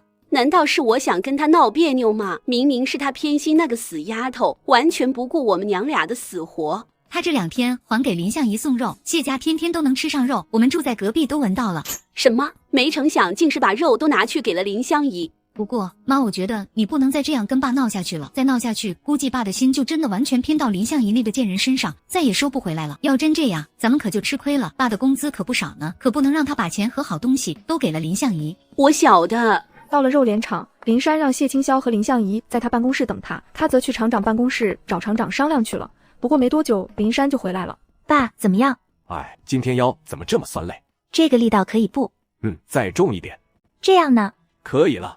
那厂里领导同意了吗？哼，也就到这个时候才能使唤得动这个臭丫头，机会难得，可不得多使唤一会。爸，厂领导到底同意了没啊？死丫头，这就是你求人的态度。给我说同没同意，我再伺候你。怎么就生了个功利心这么重的不孝女？爸，我来给您捶。爸，这个力道可以吗？可以，厂领导同意了。真的，爸，你真是太厉害了，竟然真的谈成了这件事。那是你也不看看你爸我是谁。不过他没夸大这件事，他在其中确实起了很大作用。刚到家，谢父谢母刚巧在家。你们去跟国营肉店谈了，他们愿意批发鸭内脏给你们了。娘，我们没去肉店谈，我们是直接去肉联厂谈的。我爸是肉联厂的员工吗？我们就让他给我们牵线了。现在肉联厂已经答应给我们批发了。哎呦，亲家公是肉联厂的主任。是，有关系还是比较好办事的，还可以给我们最大的优惠。那感情好，那你们打算啥时候去做生意啊？就明天早上去拿货，卤好后，下午就拿出去试水。那明天我跟你爹不下地，就在家里帮忙。儿子儿媳要上进了，总要支持一下不是？谢谢爹娘，你们放心，我跟清霄不会让你们白干活的。要是这个项目当真能做得下去，我们给你们酬劳。不用，这就见外了。一家人说什么酬劳，哪有当父母的要你们的钱的？只要你们好，我们就高兴了。现在说这个有点早，等过2天再说。林相宜以为他今天累了，这孔雀开屏的样子，他不用想都知道他在想什么。他怎么这么热衷这事儿了？再快乐，那也不能不知节制啊！怎么天天都想要？结束后不行，明天还要早点起来去拿货。你这么折腾，我起晚了怎么办？快点睡了。不会的，再一次我很快的。结果第2天林相宜真的起晚了，竟然快8点钟了，旁边谢清霄的床位已经空了。死谢清霄不叫我起床。相宜怎么了？谢清霄呢？他去县城拿货了。他跟我们说让我们不要吵醒你，你起床了就快去吃早餐。青霄估计也快回来了。谢青霄自己去县城拿货了。是啊，他没跟你说啊？他6点钟就起来了，洗了脸，没吃早饭就出去了。估算了一下时间，也快回来了。你快点洗漱吃早饭吧，我跟你爹去把猪圈冲一下，趁着现在有时间。没想到这男人还真是贴心，自己去拿货了。他确实是一个很有责任感的男人。吃完早饭，谢青霄也回来了，拿了多少？拿了50斤，朱大肠也拿了10斤。这么多，辛苦了。这么多啊，那我们现在就得弄了。这东西不好弄，我们4个人也有好一顿忙活呢。是的，那我们现在就开始吧，把那大水盆拿出来，这交给我行了，你先去吃早饭吧。好，我去吃早饭了。全部做好后，到了县城已经4点半，正是县城居民买菜回家做晚饭的时间。一个头发花白的阿奶见状好奇地问：小伙，姑娘，你们这是出来做买卖的啊？是啊，阿奶，我们卖的是卤味，您要不要来点尝尝？啥是卤味啊？阿奶，您看是这样的，这是鸭内脏，还有猪大肠，闻着倒是挺香的。你们这手艺好啊，多少钱1斤啊？给我来2斤。鸭内脏8毛钱1斤，猪大肠1块钱1斤。你说多少钱1斤？鸭内脏8毛钱，猪大肠1块钱。抢钱啊！国营肉店鸭内脏才1毛钱1斤，就算是猪大肠也只是2毛钱，你这比猪肉还贵啊！阿奶，您不能这么算啊！您要是做过内脏，吃您就知道了。这鸭内脏处理完秽物之后，再煮出来之后，至少减重1半。猪大肠甚至更多，1斤猪大肠卤出来，估计也就3、4两这样，这成本不就增加了吗？再加上香料、人工等等各种成本，算下来，这个价钱真的挣得不多。您说比猪肉还贵，那也不是啊。买猪肉那是要票的，买回去还要煮。我这卤味不仅不要票，还能直接吃，这是2种不一样的东西，不能相提并论的。好像说的有道理。再说了，这个味道可是独一份的，在别处可买不到。不信你尝尝，尝一小块不要钱。阿奶便用手接了过去，然后放进了嘴里，眼睛忽的一亮。好吃吧？味道是挺不错的。你这是怎么做的？阿奶，这是独家秘方，我不外传的。您要是喜欢吃，就买一点回去呗。行吧，那这个鸭内脏你给我来个3毛钱的。好嘞，谢青霄给阿奶称个3毛钱的。好吃再来。好，做夫妻就该像你们这样，互相理解，互相包容，把劲都使一处去。你们啊，这么豁得出脸面，未来怎么都不会差的，要好好过。知道的，阿奶。刘奶奶，这东西真好吃啊！是真好吃，有试吃的不要钱，要不你尝尝。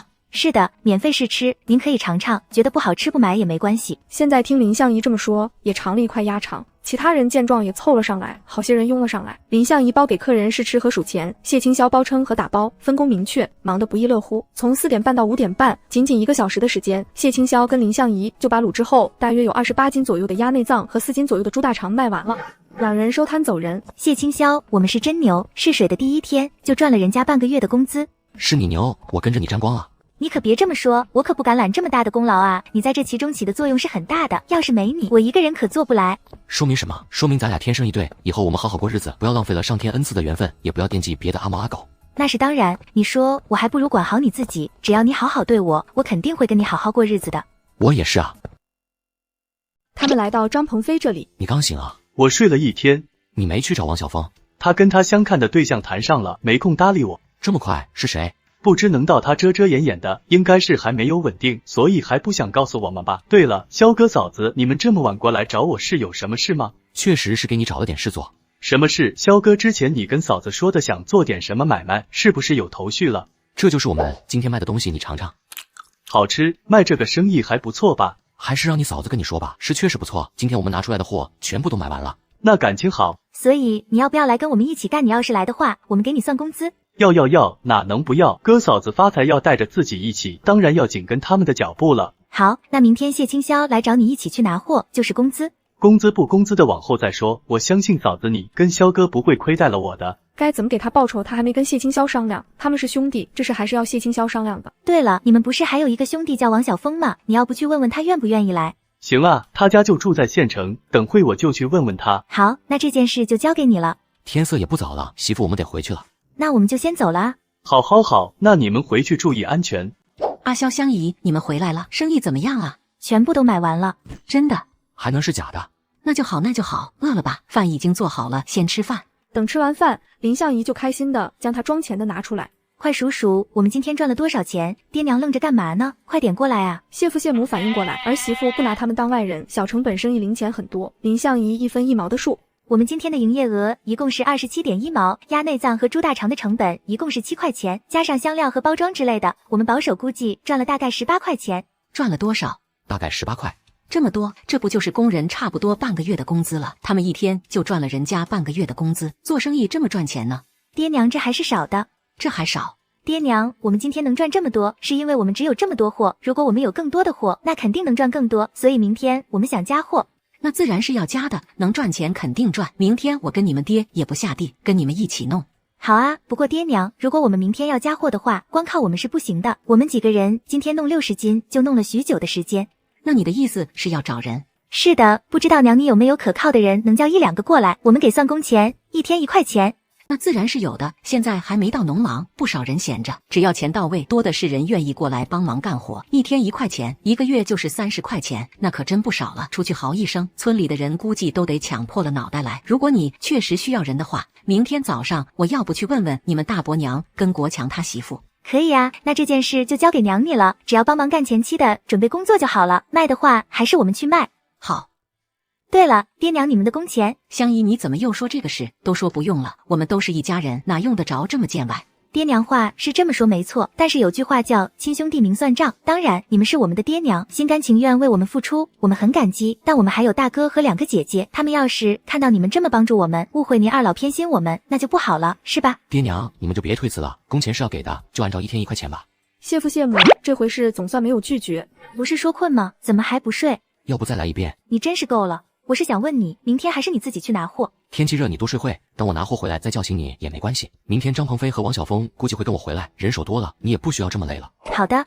张鹏飞去找王晓峰生了一肚子气，王母听闻谢清霄想要找王晓峰一块去做生意，脸色竟掩饰不住的鄙夷起来。鹏飞啊，你们要做生意，你们就自己去做吧，不用叫上我家小峰了。以前我们家小峰年纪小不懂事，现在他沉稳了，谈了对象很快就会结婚了。我跟他爸给他找了一份工作，他自己也打算安定下来了。往后呢，你们就少先来找我家小峰，我不希望他再跟你们这些阿猫阿狗混在一块，省得再被你们带坏了。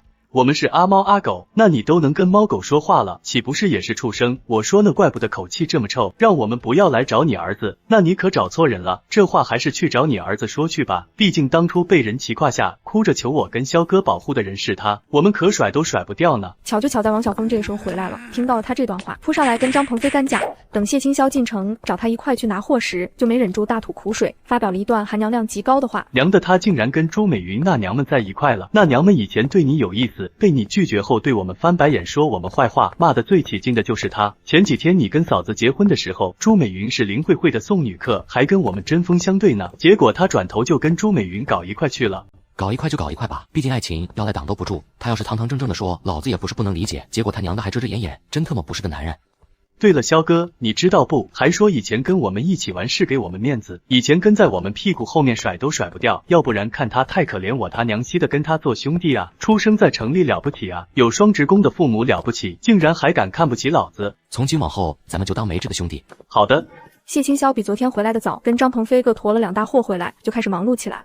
这天谢清霄把他抱在怀里，林相宜双手捧住他的脸，低头吻了下去。那一刻，谢清霄的整个世界都在怒放，林相宜也不知道亲了多久，反正结束的时候他嘴都麻了。放我下去，你怎么不问问我怀孕的事？因为我觉得我很蠢，你一开始就跟我说过，我却没有相信。是的，你为什么不相信我？即便我刚开始说的时候，距离那啥才过去仅仅3天，但是我们没有做错事，后面你怎么也应该怀疑一下那次会不会怀吧？因为那次我没有弄在里面。林相宜脑子懵了，那我是怎么怀的？可能过程中遗漏的。那你就不怀疑我肚子里孩子可能不是你的，可能是我跟你之后又跟了别人？你不是这种人，我也不相信，你也别说这种话，我受不了。他受不了一丁点他有可能属于别人的可能，光想想他就觉得体内的暴力因子要压抑不住了。好好好，我开玩笑的，就是你的，还是他亲爹。这种事不要开玩笑。这个下午2人在屋子里待了很久，说了很多话。晚上炖了鲫鱼豆腐汤、红烧猪蹄、猪肉炒豆角炒了。谢父谢母干活回来都惊呆了。你们今天去县城捡到钱了啊？做那么多肉？不多，给我媳妇补身体的，我还嫌少了。香姨，你今天不是说要去看中医吗？怎么样了啊？身体不会是看中医看出什么毛病了，所以才要大补特补的吧？我媳妇怀孕了。什么怀孕了？果然是好消息，这大夫医术忒好，竟然这么快就诊断起来了。大夫说多久了啊？快1个月了，大夫说了，脉象还是比较弱的，但已经有80%是可以确定是喜脉了。那不就是刚结婚那几天就怀上了？我就说嘛，天天晚上动静这么大，怀上是迟早的事，就是没想到这么快。我儿子真厉害，好好好。一旁的谢父也是一脸的掩饰不住的笑意。林相宜看着这一幕，心里微贴，相比小说里，这辈子他真的幸运多。第二天，林相宜跟沈小兰回家。你怎么来了？什么叫来了？这是我的家，我这叫回来。那你恐怕没有听说过嫁出去的女儿泼出去的水。还真没听说过，要不然我一会去问问我爸。想问你就去问啊。没成想这回陈凤梅竟然没有被威胁到，反而还洋洋得意起来。这陈凤梅最近的态度有点反常啊，难不成这段时间没回来，陈凤梅又他爸哄好了？行啊，等会我爸回来我一定问他。林相宜经过陈凤梅的时候，她竟然还堵在她面前。你是想要我推你一把还是怎么着？今晚我要在家里吃饭，记得做我的饭。你这个后妈忒过分，竟然连装都不装一下。毕竟我爸已经看穿她了，没必要装了。随后，林相宜看陈凤梅进了堂屋，转想跟她一起走，结果陈凤梅挡在了她面前。你有病啊，滚开！哎呦，阿梅，林相宜你有病啊，你推她干嘛？他吃错药了吧？他不是已经看穿陈凤梅并没有如他表面表现的那么简单了吗？难不成这段时间他当真又被陈凤梅母女灌了迷魂汤，选择性的忘记了这段时间的事情？你才有病啊！虽然我确实想推他，但明明是他自己倒下去的。不，我只是想躲开他。老林，你相信我，我虽然确实没有做到对他跟慧慧一样一视同仁，但我没必要害他啊。更何况我现在怀着孕，你知道我有多期盼这个孩子的到来，我怎么可能为了陷害他，让肚子里的孩子陷入危险之中？什么陈凤梅怀孕，怀了我爸的孩子？小说里可没有这个情节。你确定陈凤梅肚子里的孩子是你的？你胡说什么？我肚子里的孩子不是你爸的，还能是谁的？我知道你不喜欢我，但是也不用说出这样的话来污蔑我。林珊，你不会相信他说的话吧？当然不相信。林珊，我嫁给你这么多年，不管我对你的女儿怎么样，但是我对你绝对是问心无愧的。如果你也相信你的女儿给我泼的脏水，那我没什么好说的，但我绝不忍受这样的委屈，就只能打掉孩子离婚了。哎，他就是这么随口一说，又不是真的。你别激动，先进屋去坐会，让我来跟他说。林相宜，你给我过来。你不用跟我说了，别说他肚子里的孩子到底是不是你的，就算是你的，我也绝对不会认。那是我的孩子，你认不认有什么关系？那你以后就不要认我这个女儿。你说什么？我说有陈凤梅肚子里的孩子就没有我，有我你就把陈凤梅肚子里的孩子打掉。林相宜，你怎么说得出这么丧心病狂的话？这辈子是绝对不可能跟陈凤梅母女和平相处的。林相宜错身就走，林珊看着他的背影，喉咙就像是被人掐住了一样，说不出话来。事情怎么就这么严重了？他就这么容不下陈凤梅吗？陈凤梅肚子里的是他的弟弟或者妹妹，是一条活生生的生命，那是能说打掉就打掉的吗？林珊又气又无奈。屋内的陈凤梅看到林相宜走了，心中得意。林相宜不过是一个嫁出去的赔钱货，养她那么大已经是恩赐了，凭什么还要回来跟她争夺这个家？老林，你不会真听你女儿说的，要打掉我肚子里的孩子吧？毕竟刚嫁过来的时候，林珊就很想再要一个儿子，只是迟迟没有怀上。去市里的大医院检查，医生说身体以前伤着了，不容易怀上孩子。后来实在怀不上，林珊也就认命了。林珊迟疑地看了他一眼。林珊，你不会真的想要打掉我肚子里的孩子吧？阿梅，要不还是不生了吧？不是因为相宜，你看我们现在年纪都这么大了，再养一个孩子对我们负担也重，尤其是你，医生说过你的身体本来就不易有孕，现在年纪这么大了，生孩子恐怕有风险。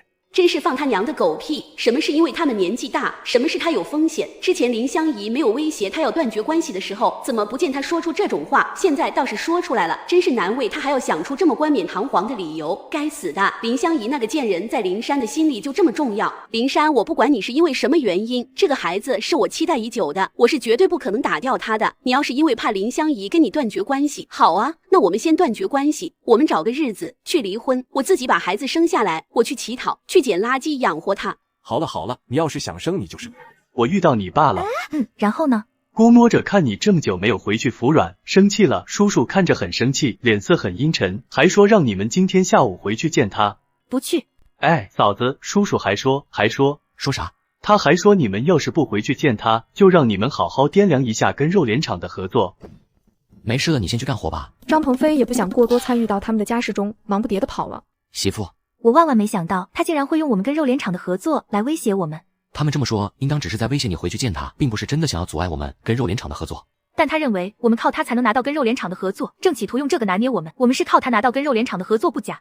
但现在我们跟肉联厂的合作可不是他说阻止就能阻止得了的。如果放在还没有开作坊以前，他们要的量比较小，林珊从中阻挠，说不定真的能阻挠得了。但开了作坊之后，他们要的量一天比一天多，潜力肉眼可见的上涨。这个时候，林珊想要阻碍跟肉联厂的合作，靠他生产主任的位置还真不一定能成功。那就好。对了，明天你看看能不能跟肉联厂商量商量，除了猪大肠和鸭内脏，咱们可以进了一些别的货，比如猪头、五花肉等等之类的东西。咱们也该增添一些新的品种了。等会我再跟娘他们打听有没有鸡蛋和土豆之类的东西，进一些货回来，可以卤了拿出去卖，看看销量怎么样。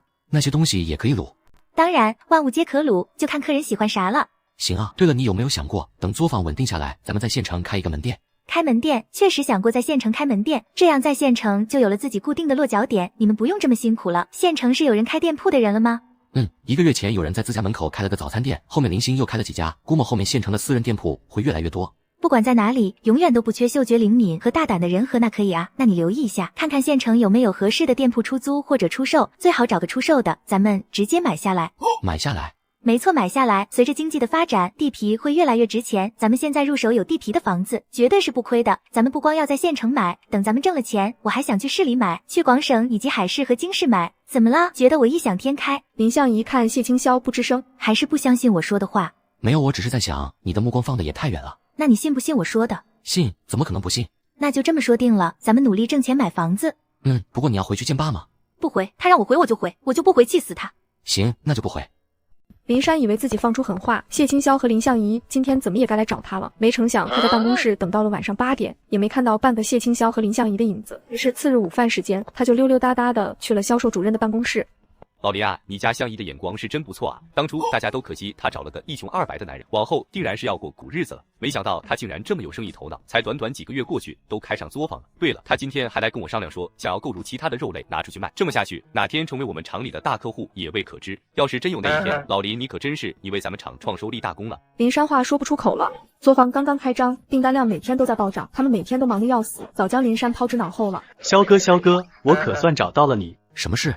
肖哥，你让我盯的那个女人有动静了，她跟林家隔了2条街的一个官夫搞到一块去了。陈凤梅还真有姘头，或许她肚子里的孩子当真不是林珊的。不过他们很隐秘，这1个多月来一次都没有正经的联系过，也就是昨天那老娘们出去买菜，在一个小巷子，那个老官夫给叫住，让陈凤梅去了他家里。那官夫叫住他的时候，他明显很紧张很害怕，虽然进去的时间不长，只有10来分钟的时候，但是出来的时候他在整理衣服，估摸着是那官夫对他动手动脚了。这一切肯定不是巧合，因为他今天早上还主动去找了那官夫，给那官夫塞钱了。我们没看出他塞了多少钱，但看着估计不少。是什么让一个有男人有孩子的女人偷偷摸的给一个跟毫无关系的男人钱，神色还这么紧张的样子，这其中肯定是有什么猫腻的。那老官夫是什么情况？那老官夫长相不赖，但是个好吃懒做又好赌的。10年前妻子难产去世了，因为跟亡妻有2儿2女，相亲的人家看上他的脸，看不上他的条件，这么多年来他也就没有再娶。好赌？是的，二赖子说他前几天输了100块多钱，找陈凤梅要钱，估计就是拿去还的。带我去看看。好。结束后回到家，你身上怎么有那么大一股烟酒味？我今天去赌牌了。赌牌？你有毒瘾？不是，跟陈凤梅还有点关系。跟他有啥关系？你不是说他肚子里的孩子是爸的吗？我让人蹲了他1个多月，逮到他跟他姘头联系了。今天下午我就是跟他姘头玩的牌，现在他姘头欠了我不少钱。你啥时候让人去蹲着陈凤梅的？爸找我的当天。这么早？那你怎么不告诉我？那你跟爸闹翻，不也没有告诉我吗？好吧，他真的有姘头啊。在小说里也看到陈凤梅有一个姘头啊，难不成因为她觉醒了前世的记忆，陈凤梅的人生也改变了？谢清霄就将二赖子说的关于王东升的事跟林相宜说了。所以你现在是想让王东升去找陈凤梅要钱，然后把他们赌个正着？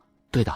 那明天我们回林家住吧，我想看热闹。你不是要跟爸断绝关系吗？断绝关系不妨碍我看他笑话。林珊不是要护着陈凤梅吗？不是觉得陈凤梅不会背叛他吗？我倒想看看他得知陈凤梅背叛他的时候，脸色有多惊愕和不可置信。行啊，那明天我们就回林家，明天晚上在林家住。好的。第二天做好了卤味后，交给他们去卖，就回到林家，差不多是下午5点。陈凤梅正准备出门买菜，就看到谢清霄和林相宜。你们怎么回来了？我们不光回来了，还要在家里住下。你要赶我走吗？你还要住下？这是你的家，你想回来住，我当然不可能赶你走的。便是我想赶你走，你爸也不会同意。不过相宜，你现在气消了吧？能接受我肚子里的弟弟或者妹妹了，是不是？是不是我的弟弟妹妹还未知？你可别忘了我说过的，你肚子里的孩子很可能不是我爸的种呢。我肚子里的孩子是不是你爸的？你爸清楚得很，你不承认也没办法。放心，我会找到证据的，你只要小心点，不要被我找到证据就好了。实在不行，等你把孩子生下来，我带他去医院做个亲子鉴定，是不是我爸的孩子，一目了然。你看到谢清霄那看死人般的眼神，他的身体猛地一颤。随便你，我去买菜了。我今晚想喝鸡汤，麻烦陈姨买只鸡回来。陈凤梅憋屈的转身出门。要不要去跟踪他？不用，会有人跟着他的。行，那我们现在把行李放到我房间去。好的。陈凤梅去买菜的一路都心神不宁，在菜场买完菜，又绕路去国营肉店，没舍得买1只鸡，只买了半只。在回家的路上，她的心情才逐渐平复下来。林相宜说自己肚子里的孩子不是林珊的，肯定没有证据。要是有证据的话，他根本不用威胁自己，直接告诉林珊就可以了。他现在只是想挑自己跟林珊的关系罢了。就算真的要做那什么老子的亲子鉴定，也是孩子出生再说，到时候能不能做还不一定。重要的是现在不能自乱了阵脚，要不然让林香怡当真看出点端倪就不好了。2通之后，陈凤梅斗志再次燃起来，昂首挺胸的往家里了。嫂子，你过来一下。陈凤梅看到他的瞬间，刚平静下去的心再次跳到嗓子眼，慌慌张张的。你要是镇静些，或许还不会有人怀疑我们有鬼。对，要镇静些，不能让别人看出异样。老王啊，你叫我做什么？这不是前几天我问你家老林借了一些修车工具吗？我一直忘了还了，刚巧碰到你了，要不你跟我上我家拿一下。你晚点直接拿到我们家就好了。但我晚点还有事情去不了，改天我怕又给忘了，你就跟我走趟吧，我家也不远了，就几步路的距离，你看走过这条巷子就到了，很近的，耽误你5分钟的时间。陈凤梅知道王东升是什么样的人，只能同意。行，那我跟你走一趟吧。老王，你到底想干什么？我需要500块钱，你凑给我吧。500块？你疯了！我现在哪有那么多钱的给你？前2天不是给了你200块钱了吗？那200块钱我拿去还赌债了，但最近手气不大好，昨天又输了500。不过你放心，这只是暂时的，等这段时间的衰气过去，我很快就能赢回来了。我没有那么多钱，这些年我断断续续的拿钱给你，根本就不剩下什么钱了。后来给我女儿买了工作，林珊给女儿置办嫁妆，现在是一点积蓄都没了。我昨天拿给你的那200块钱，还是我自己藏的私房钱，没有你借也得给我借来。我上哪去给你搞那么多钱？你不是有个女儿在纺织厂工作吗？还有个女婿也是个领工资的，要500块很容易吧？你不希望林珊知道我们的关系吧？也不希望你肚子里的孩子。闭嘴！王东升见状得意起来，这招真是屡试不爽。放心，我是不会轻易将我们的事情说出去的，毕竟说出去也有损我的名声不是？当然了，即便我们的事暴露出去，我也无所谓，我是个男人，又没有媳妇，顶多被街坊邻居指鼻子唾骂2句，但我的名声已经很臭了，不介意再臭一点，但你就不一样了。滚！我家到了，你就在门口等我吧，我去给你拿工具。拿到扳手后，他转头就走。陈凤梅跟王东升这次会面，二赖子已经告诉谢清霄跟林相宜了，所以这么多年，陈凤梅一直拿林珊的钱供养外面的野男人，怪不得这么多年家里经济这么紧张。林相宜，怎么？清霄，爸，你们怎么回来了？不欢迎。不是你说要跟我断绝关系的吗？没有不都说过了吗？这永远都是你的家，今晚留在家吃饭。我们今晚在家住。在家住啊，都在家里住了，估摸就是已经想通了，能接受陈凤梅肚子里的孩子了。好，姐夫。要是学不会怎么叫人，我不介意赏你2耳刮子，帮你矫正一下。林相宜，你是慧慧的姐姐，她叫你一声姐，并没有错，你有必要上纲上线吗？我媳妇亲妈跟亲爸只生了她一个女儿，可没有什么妹妹。香姨啊，你不是想要喝鸡汤吗？我买的是老母鸡，炖的可鲜美了，我给你舀一碗啊。无事献殷勤，非奸即盗。你今天态度怎么这么奇怪？不会是在汤里下毒了吧？什么下不下毒？这汤你陈姨也是要喝的，难不成她要给自己下毒吗？那是想等递给我的时候，不小心手歪一下，把汤泼我身上，或者泼他自己身上，陷害我。毒当然是没下的，但是确实企图将汤泼在自己身上，博取同情。林相宜，这可不是我多嘴，上次他可不就是陷害我推他了吗？上次是意外，这回没有意外了吧？那给我汤里再加一个鸡腿吧。行。哟，还有一个鸡腿呢，那给我男人吃吧。林相宜把鸡腿放到谢清霄的碗里。林相宜吃就吃了，她怀着孕需要充营养，但谢清霄一个大男人，怎么也这么心安理得的吃另一只鸡腿？亲自给陈凤梅舀了一碗汤，加了一只鸡翅给陈凤梅。凤梅，你吃这个。好的，还真是体贴呢。我妈是爸的妻子，还怀着爸的孩子，体贴点怎么了？要是怀着的真是他的孩子，那体贴点确实能理解呢，就怕不是他的孩子。够了，上次你就说我肚子里的孩子不是你爸的，我知道你是容不下我肚子里的孩子，怕我肚子里的孩子生出来之后抢走你爸对你的爱，但是孩子已经有了，难不成你当真是要我去打掉不成？我以为你今天回来是已经想通了，所以百般忍让纵容你。你说你想要喝鸡汤，我就给你买了一整只老鸡回来煲汤，没成想你还是口口声声说我怀的不是你爸的孩子。老林你知道吗？他今天回来还说等孩子生下来要带孩子去做亲子鉴定，我不怕做亲子鉴定，但是我真的受够了，我现在就把孩子给流掉。妈，你干什么？你这样无异于是自杀。那就让我自杀吧。他说我肚子里的孩子不是你爸的，不就是在污蔑我外面有野男人了吗？我真的不。阿梅，你冷静一下，都是这逆女为了刺激你说出来的话，但是我相信你，我相信你就好了。陈凤梅又闹了一会才冷静下来，被林慧慧扶着进了房间。林相宜，你到底想怎么样？难不成你当真想把这个家拆散了才高兴吗？是啊，这个家什么时候分崩离析了，我就开心了。逆女，爸，我可不希望我媳妇在你手上受伤。谢庆霄，我是你岳父，有我媳妇才有你这个岳父，没有我媳妇，你算个屁！林珊大怒，用力企图甩开谢清霄的手，但他的力气甩不开谢清霄。你们给我滚！我可是记得你说这里永远是我的家呢。你还说要跟老子断绝关系呢，现在老子成全你。得啊，反正我也不在意。不过这个房子也有我亲妈一份吧，她不在这，她的那一份也该由我继承。这个房子可不只是你的，也有我的一份。什么你亲妈的？林相宜，你在做什么春秋大梦？这个房子就是爸的，您说是不是？爸，逆女。说完不提让林相宜滚了，转身就走。陈凤梅敲响林慧慧屋子的门。妈，你怎么过来了？妈，您进来坐吧，我觉得有点闷，下去走走，让慧慧陪着你。那你就下去走走吧，注意安全。妈，你上来想说林相宜的事吧？不是。那你过来是为了啥事？不会是爸责怪你了吧？如果真是这样的话，妈，你不能再这样忍让他们了，你必须给他们一次教训看看。你就跟爸说要离婚，明天就收拾东西离家出走。我要是离家出走，能去哪？他以为林慧慧要给他撑腰，叫去他那里。要是真这样，这个女儿是真没白养。你回外婆家待几天，你肚子里怀着爸的孩子，你这个时候提离婚，他是绝对不会跟你离婚的，肯定会低头去外婆家接你回来。陈凤梅有些失望，她娘家那些人，她给钱他们的时候，她是大爷。看着林慧慧欲言又止，她从来没想过要把这样的丑事捅到林慧慧的面前。慧慧要是知道了，会怎么看她这个母亲？不是爸的问题。妈，你直说啊！我肚子里的孩子不是林珊的。妈，你在说什么？你说你肚子里的孩子不是？嘘，你小声点。陈凤梅无地自容，艰难地将她跟王东升的事情跟林慧慧说了。林慧慧只觉得整个世界都魔幻了。你竟然跟他保持了10年的关系？没有10年，我跟他次数很少，也就是刚开始的那1、2次，后来我就后悔了，从此就没有跟他发生过关系，只是他偶尔会威胁我，问我要钱。那你肚子里的孩子是怎么来的？这不是前段时间林珊她太偏爱林香怡那个小贱蹄子了，我就想如果我能跟林珊也有一个孩子的话，林香怡就不是林珊唯一的孩子了，肯定不会再那么惯着她了。但我跟她多年无子，正巧王东升他又来找我，我就没想到还真怀上了。林慧慧被他哭得烦躁，低吼让他不要哭了。那500块我给你。慧慧，我就知道你不会不管妈的。林慧慧冷眼看着他，有这样丢人的妈，她宁愿没有。但她不能让自己的名声也被毁了。这件事你千万不能跟定远哥说。500块不是小数目，不告诉定远，你直接拿走500块钱，定远不会发现吗？陆家给我的彩礼在我手上，当初陆家给他的彩礼，林珊都给他带走了，他就自己收着了。陈凤梅彻底放心了，估摸着是陈凤梅跟林慧慧坦白要钱了。应该是。明天我们直接去抓奸。不过我们今天跟爸闹了一通，明天他恐怕不会轻易跟我们走。他要是不配合，就把他绑起来。还是你牛。次日，陈凤梅一大早就起来将早饭做好了，做得很丰盛。既然已经断绝关系，这些早饭没有你的份。放心，我没想吃你们家的早饭，你买早饭回来了。有包子、油条和炒粉。吃饱了，那我们去上班吧。上班时间还早着呢，你没吃饱，慢慢吃没事。我吃饱了。等他们走了10分钟左右，陈凤梅发现林慧慧的工衣没有拿，借要跟林慧慧送工衣的借口，也风风火火的出门了。林叔今天就别去上班了吧？你叫我什么？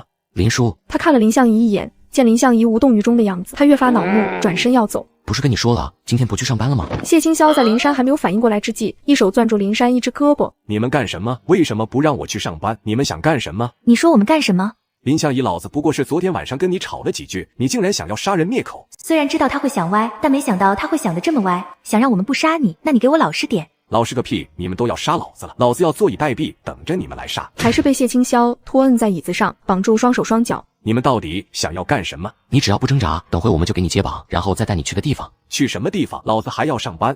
我刚刚去买早饭的时候，已经去厂里给你请好假了。肖哥，我来了。我现在要带你的地方，估摸往后你回想起来还会感谢我，所以老实点，别乱动。行啊，我倒要看看你要带我去什么地方。陈凤梅在他家门口已经等很久了，看到林慧慧就迎上来。慧慧，你怎么这么久？不是说好跟定远分开后你就回来给我拿钱吗？我去厂里请了假，陪你去王家。陈凤梅看到林慧慧的冷脸，心里有些不舒服。从小养到大都没有什么怨言，不知道在她身上花了多少钱。现在她不过是问他借500块钱，他就给她甩脸色了。好，你陪我去也好。谁啊？是我。凤梅，你怎么来了？来，快到里面来坐。不了。好啊。陈凤梅只想赶紧给钱走人，林慧慧却跟她唱了反调。慧慧，妈，我有几句话想跟她说。行啊，那里面坐吧。大强，去把大门给锁上。你他丫的还敢瞪老子，还不快去！五毒不食子，这王大强只怕不是王东升的儿子吧？他们背对着门口，并没有发现王大强关门的时候，偷摸将4个人放进来了，正是谢清霄、林相宜和林珊以及2赖子。小声点。喂，你们。林珊想问谢清霄、林相宜带他来这里干什么？看看里面的人是谁。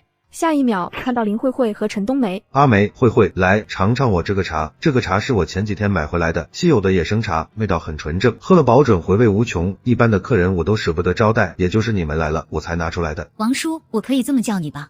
当然可以，凭我跟你妈的关系，你管我叫爸都不为过。林珊听到王东升的后半句，整个人浑身一软。你们家阁楼是不是隔音很差？他们在上面都能听到吗？他们靠谱吗？不会把我们今天的谈话都说出去吧？不会，他们早就知道我跟阿梅之间的事情了，不敢说出去的，吃老子的，穿老子的，命都是老子给的。他们要是敢说出去，老子抽死他们。你觉得你配当我的爸爸？我不配做你爸，但10年前是你妈主动爬上我的床的。我要是不配做你的爸，那你妈岂不是更不配做你妈？而阁楼上的林珊握紧了拳头，额头青筋暴起，眼睛里满是震惊和震怒的神色。老王，你可别胡说了。行，我不胡说了，你当我没说过。听说你要500块钱。是啊，你把钱带来了吧？对，我把钱带来的。你要500，我可以给你700。真的，我就说慧慧你真是你妈的好女儿，你妈也经常跟我夸你呢，说你真是又聪明又漂亮又大方，还很有本事。但我有个条件，我要你以后离我妈远一点，不准再勒索她要钱，更不能提起我妈肚子里的孩子是你的。好，你只要把700块钱给我，我以后保准不会再去找凤梅了，反正先把钱拿到手再说。王叔，你不会只是表面应着我而已吧？回头没钱了还来找我妈要？怎么会？我一向是说话算话的。希望不会，要不然我可认识一些大哥，你应该不希望我对你做出一些极端的事情，是吧？你威胁我？是啊，王东升这种人最是贪得无厌，现在嘴上说不会再找陈凤梅要钱，后面要是做什么需要钱，或者是赌博输了钱，他肯定还会来找陈凤梅的。我跟我妈不可能一直给你钱，我们也没有这么多的钱给你，你要是再逼我们走投无路，就只能跟你玉石俱焚了。你现在只能答应我们以后都不要再来打扰我们，要不然这700块钱你也别想要了。行，既然你都这么说了，你把700块钱给我，以前的事情就烟消云散，往后我绝不会去找你妈了，你把钱给我吧。林慧慧很是不甘心，只能不舍得将钱递过去。看我不打死你们！林大哥，母女二人看到后差点吓了一跳。与此同时，林珊扬起拳头，冲着王东升的脑门就是一拳。林珊显然已经失去理智，王东升被打了几拳。林大哥停下，不是我的错，都是陈凤梅这个婊子勾引我的，林大哥饶命。陈凤梅和林慧慧惊愕呆滞地看着两人，从未设想过的这一幕发生在他们面前。老林，这件事不是我的错，都是他强迫的我不是故意的。你被强迫的，可是我怎么听说是你主动爬上他的床见人？妈，爸，你能不能冷静一点？事情不是你想的那样的。他娘的，谁是你爸？陈凤梅和林慧慧看着这样的林珊更害怕了，他们已经猜到刚刚他们跟王东升的谈话，林珊估计全部都听到了。被揍的脸上青一块紫一块的王东升无意间看到在旁边看戏的谢清霄和二赖子。谢兄弟，二赖子，你们怎么在这儿？过来看戏，顺便讨要赌债。是你算计我？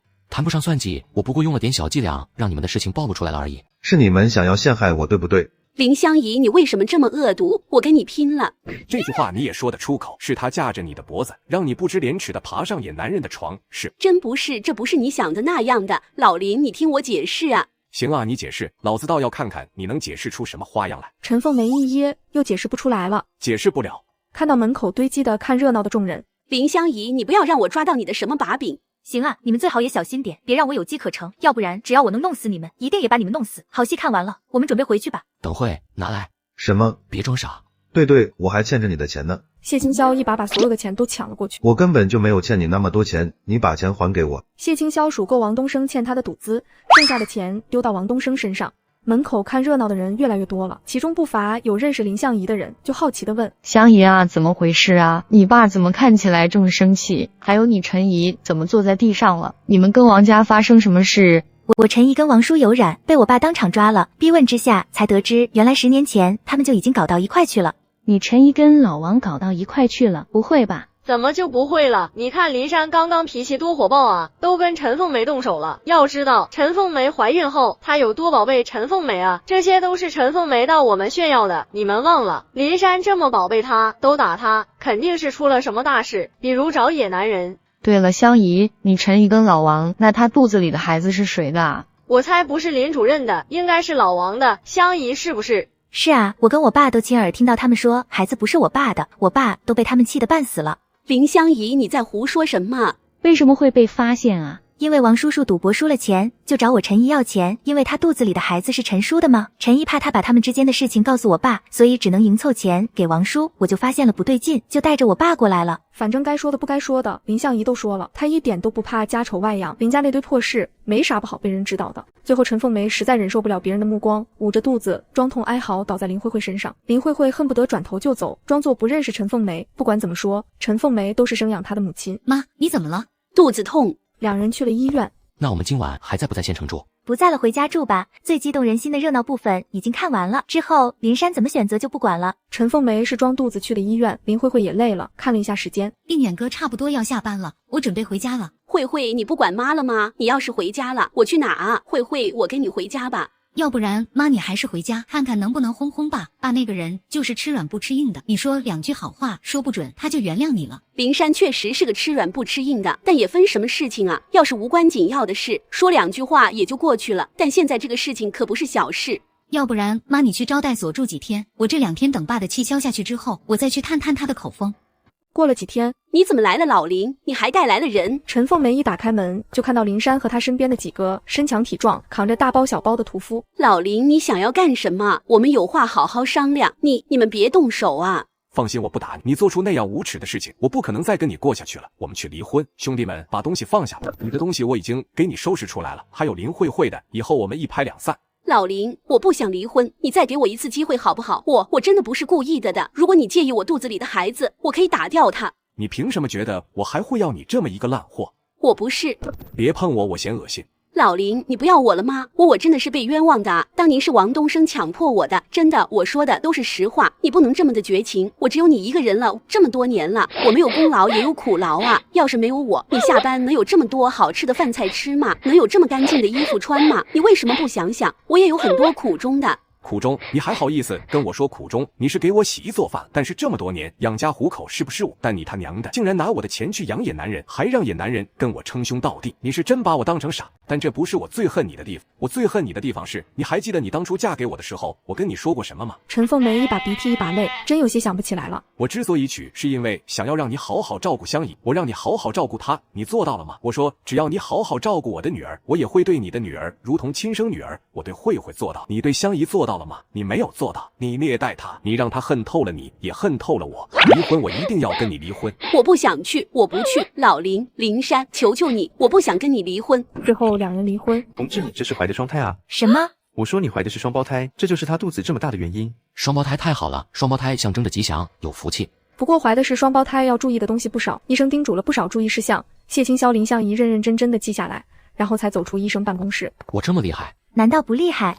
而陆定远早就看清了林慧慧的真面目，后来在工作中受伤，第一时间想到的是林相宜，受伤在家休养1个月。林慧慧知道他心里想着林相宜，同时林慧慧失业了也很难受，可是陆定远对他很冷淡，陆母脏活累活都给他做，他们俩都想离婚，陆母不同意看他做生意，而林慧慧也遇到关心喜欢的人。这天林慧慧跟郑方磊正处于水深火热当中，冷不丁听到陆母的声音，人都傻了。陆定远来的时候，林慧慧和郑方磊是松了一口气的，结果陆定远没能拦住人。怎么办？慧慧，你别着急，我再想想还有什么办法。竟然还敢关门，林慧慧就是你对不对？你个臭婊子，竟然真的在里头！开门，我让你躲。林慧慧这一刻，她想起了他妈陈凤梅跟王东升的事情传出去后，陈凤梅现在不管走到哪都是过街老鼠。今天这扇门要是打开了，她是不是要成为第2个他妈了？想到这儿，林慧慧就浑身颤抖。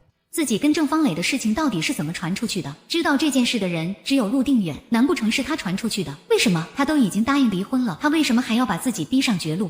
门被撞开了，陆母一把拽住林慧慧的头发。慧慧，你们这对狗男女敢背着我儿子搞在了一起，看我不打死你们！陆定远拉架都拉不过来，本就行动不便，被推下来后一屁股坐到了地上，场面十分混乱。谢清霄和林相宜4人在人群中看的那叫一个津津有味，沈小兰更是激动地拽住了林相宜的手。太精彩了吧！你们凭什么打我啊？我就算真的跟方磊哥在一起了，又怎么样？你已经不爱我了，他要跟我离婚，你不知道吗？我知道他已经跟你说过很多次想跟我离婚的事了，也就是那林相宜还没有原谅陆定远，要不然你儿子早就跟林相宜那个贱人搞到一块去了。林慧慧顺着他的目光看过去，就看到了人群中看热闹的谢清霄和林相宜。林相宜为什么会出现在这里？这件事是林相宜他们告的密，都是他毁掉了自己的生活。在这一刻，林慧慧对林相宜的恨意达到了顶峰。林慧慧被打得几乎头破血流，陆定远和郑方磊想帮她都有心无力。林相宜和沈小兰几个人刚开始看热闹，看得十分起劲，直到陆母将林慧慧拖到外头，当众扒了她的衣服，几人就离开了。媳妇嫂子，你们是不是觉得惩罚林慧慧惩罚的太狠了？林慧慧做这那样的事被惩罚是应该的，但这惩罚确实太狠了。更何况这种事也不光是林慧慧一个人的错，陆定远和郑方磊也都错了。为什么只有林慧慧受到了惩罚，陆定远和郑方磊却一点事也没有？因为这个世道对女人总是要苛刻很多，这种事放在男人身上是风流韵事，放在女人身上那就是道德败坏了。媳妇，我没事。你在想什么？我在想，恶人是有恶报的。在书里，林慧慧害得她名声尽失，被人唾骂指责，犹如过街老鼠。现在她报复回来了，但她不知道怎么的，她心底划过一丝难受。时间很快过年了，林相宜的卤味生意特别好，开了店面，也换了新房。林相宜要生了，产房门口打开，谢清霄和谢母连忙走过去。护士，我媳妇怎么样了？母子平安，2个都是男孩。我媳妇还好吧？产妇没事在里面处理，一会就出来了。2个男孩都健康吧？都健康，哥哥身体相对瘦弱些。健康就好，健康就好。没一会，医生将林相宜推到病房，她已经睡着了。这2孩子是双胞胎，长得一模一样，好看极了。瞧着没有，都是挑着你跟阿萧的优点长的。虽然我们很爱自己的孩子，但娘你说这话有点违心了。这俩孩子长得像是像，毕竟是双胞胎，但是他们红彤彤皱巴巴的，跟个小老头似的，一点都不好看。娘，你在这里看着他们，我出去买点菜，回去做带来。而陈凤梅打算继续洗衣服，背上的儿子却哇的一声哭了出来，她只能将他放了下来，抱着哄。不到1岁的娃娃拱着他的胸口，想要吃奶。他最近吃不饱穿不暖，营养摄入不够，已经没有母乳了。于是他抱着儿子，打算去做点米糊给他吃，结果揭开米缸，里头空空如也。为什么我的命怎么这么苦？陈凤梅打算洗完衣服去找林慧慧，跟她要点钱，要不然是真活不下去了。还没有等她洗完衣服，王东升的大儿子王大强回来了。大哥，你怎么回来了？我回来找陈阿姨的。你又要干什么？阿姨，你不用这么紧张，我不打算干什么，就是有个好消息要告诉你。什么好消息？听说你女儿林慧慧跟她那个奸夫昨天都被公安抓了，犯了大罪要被枪毙了。什么？这怎么可能？可不可能？你去公安局看看不就知道了。那林慧慧真是该死，企图杀人栽赃到萧哥和香怡姐，好在现在这个结局是罪有应得了。陈凤梅得到公安确切的回复，差点晕倒在公安局里。林山这边是今天才得知谢清霄和林相宜出了事情，一下班就急匆匆的往家赶，刚到家门口，哪个乞丐在我家坐着？陈凤梅。老林，你救救我！救救慧慧，她被抓了，听说很有可能会被处死刑。她曾经也是你的女儿，你救救她好不好？滚远点，别挨着了。好，我不上前，但是老林，你帮我救救慧慧啊！我就这么一个女儿了，没有她，我怎么活下去？他想害香怡，你他娘还想叫我救他，我不亲自动手要他命就算好的了。滚，甭出现在老子面前，老子恶心你。都是因为你害了慧慧，害了我林香怡，你让我活不下去，我也要让你活不下去。林山来到谢家等了好一会，谢清霄和林相宜刚好从市里回来。香怡，前天你们出了那么大的事情，你为什么不告诉我？告诉你有用吗？那你也应该告诉我一声，说不准我也有能力帮忙呢。这破棉袄，这小犟种。好在亲眼看到谢清霄和林相宜都完好无损，他悬着的一颗心才放下了。林慧慧因为嫉妒林相宜，合谋害林相宜，结果被抓到证据被坐牢。第二天晚上，陈凤梅知道后，放火烧了谢清霄的房子。刚跑没多久，林相宜和谢母一家跑了出来，都下意识地抱住孩子。不明情况的谢母心疼坏了，乖乖不哭，奶奶抱。不是阿萧是咋回事？有人要放火杀我们？你们不要进屋去了，出去找个安全的地方待着，我去帮清霄。香宜的话是什么意思？陈凤梅竟然是你。林香宜，我要你死！你要谁死？阿萧香宜，谁这么的恶毒？谢父看到陈凤梅面容的瞬间，他惊住了。谢母看清陈凤梅，她整个人气得几乎要发抖。是你，竟然是你！香宜，即便不是你亲生的，跟你好歹也有过一段母女情分，你怎么能做出这样丧心病狂的事情？我就是要他死！把他绑起来吧，丢到墙角去，明天去报警。好的。第二天，要放火将香宜和阿萧他们杀死的人，竟然是陈凤梅。林山，我要跟你拼了！放开我，放开！老实点。好了，爸，冷静一下。此时谢家门外已经围了不少村民了。陈凤梅因为太恨林山和林相宜了，看到他们就失控，完全不顾及旁边还有公安在场，口口声声说要杀他们，跟他们同归于尽。如此一来，陈凤梅放火都不需要公安费劲取证，已经成为板上钉钉的事。前面的林慧慧案子本就被定义为恶性案件，被判死刑。陈凤梅这个案子跟她案子一样，并不需要上报，执行速度大幅度加快，母女俩直接被宣判3日后执行死刑。恶人有恶报，就是可怜了他那孩子。谢家人的生活发生了翻天覆地的变化。随后的几年里，谢清霄和林相宜除了继续拓展卤味和服装业，还陆续投资了时下最热门的产业：电子通讯业、建筑业、食品工业和交通运输业等等。部分产业还涉足了进出口贸易，打入了国际市场。1988年的时候，谢清霄和林相宜的商业版图已初具规模，在多个行业取得了显著成就。为了更有效地整合资源，提高管理效率，他们成立集团。在集团化战略的推动下，谢清霄和林相宜的事业蒸蒸日上。集团不仅成为阳城的知名企业，还在全国范围内引起了广泛。他们刚搬了新家，我今天格外的高兴。怎么说？我今天发现我想要的什么都有了，爱人有了，孩子有了，事业有了，房子有了。其实很早之前就有了，但总感觉差了点什么，一直没发现是什么。今天搬出来才发现，是差了一个家，一个你单独的家。我也是。说罢，他低下头吻了下去。这回终于没有人打断谢清霄了。正文完。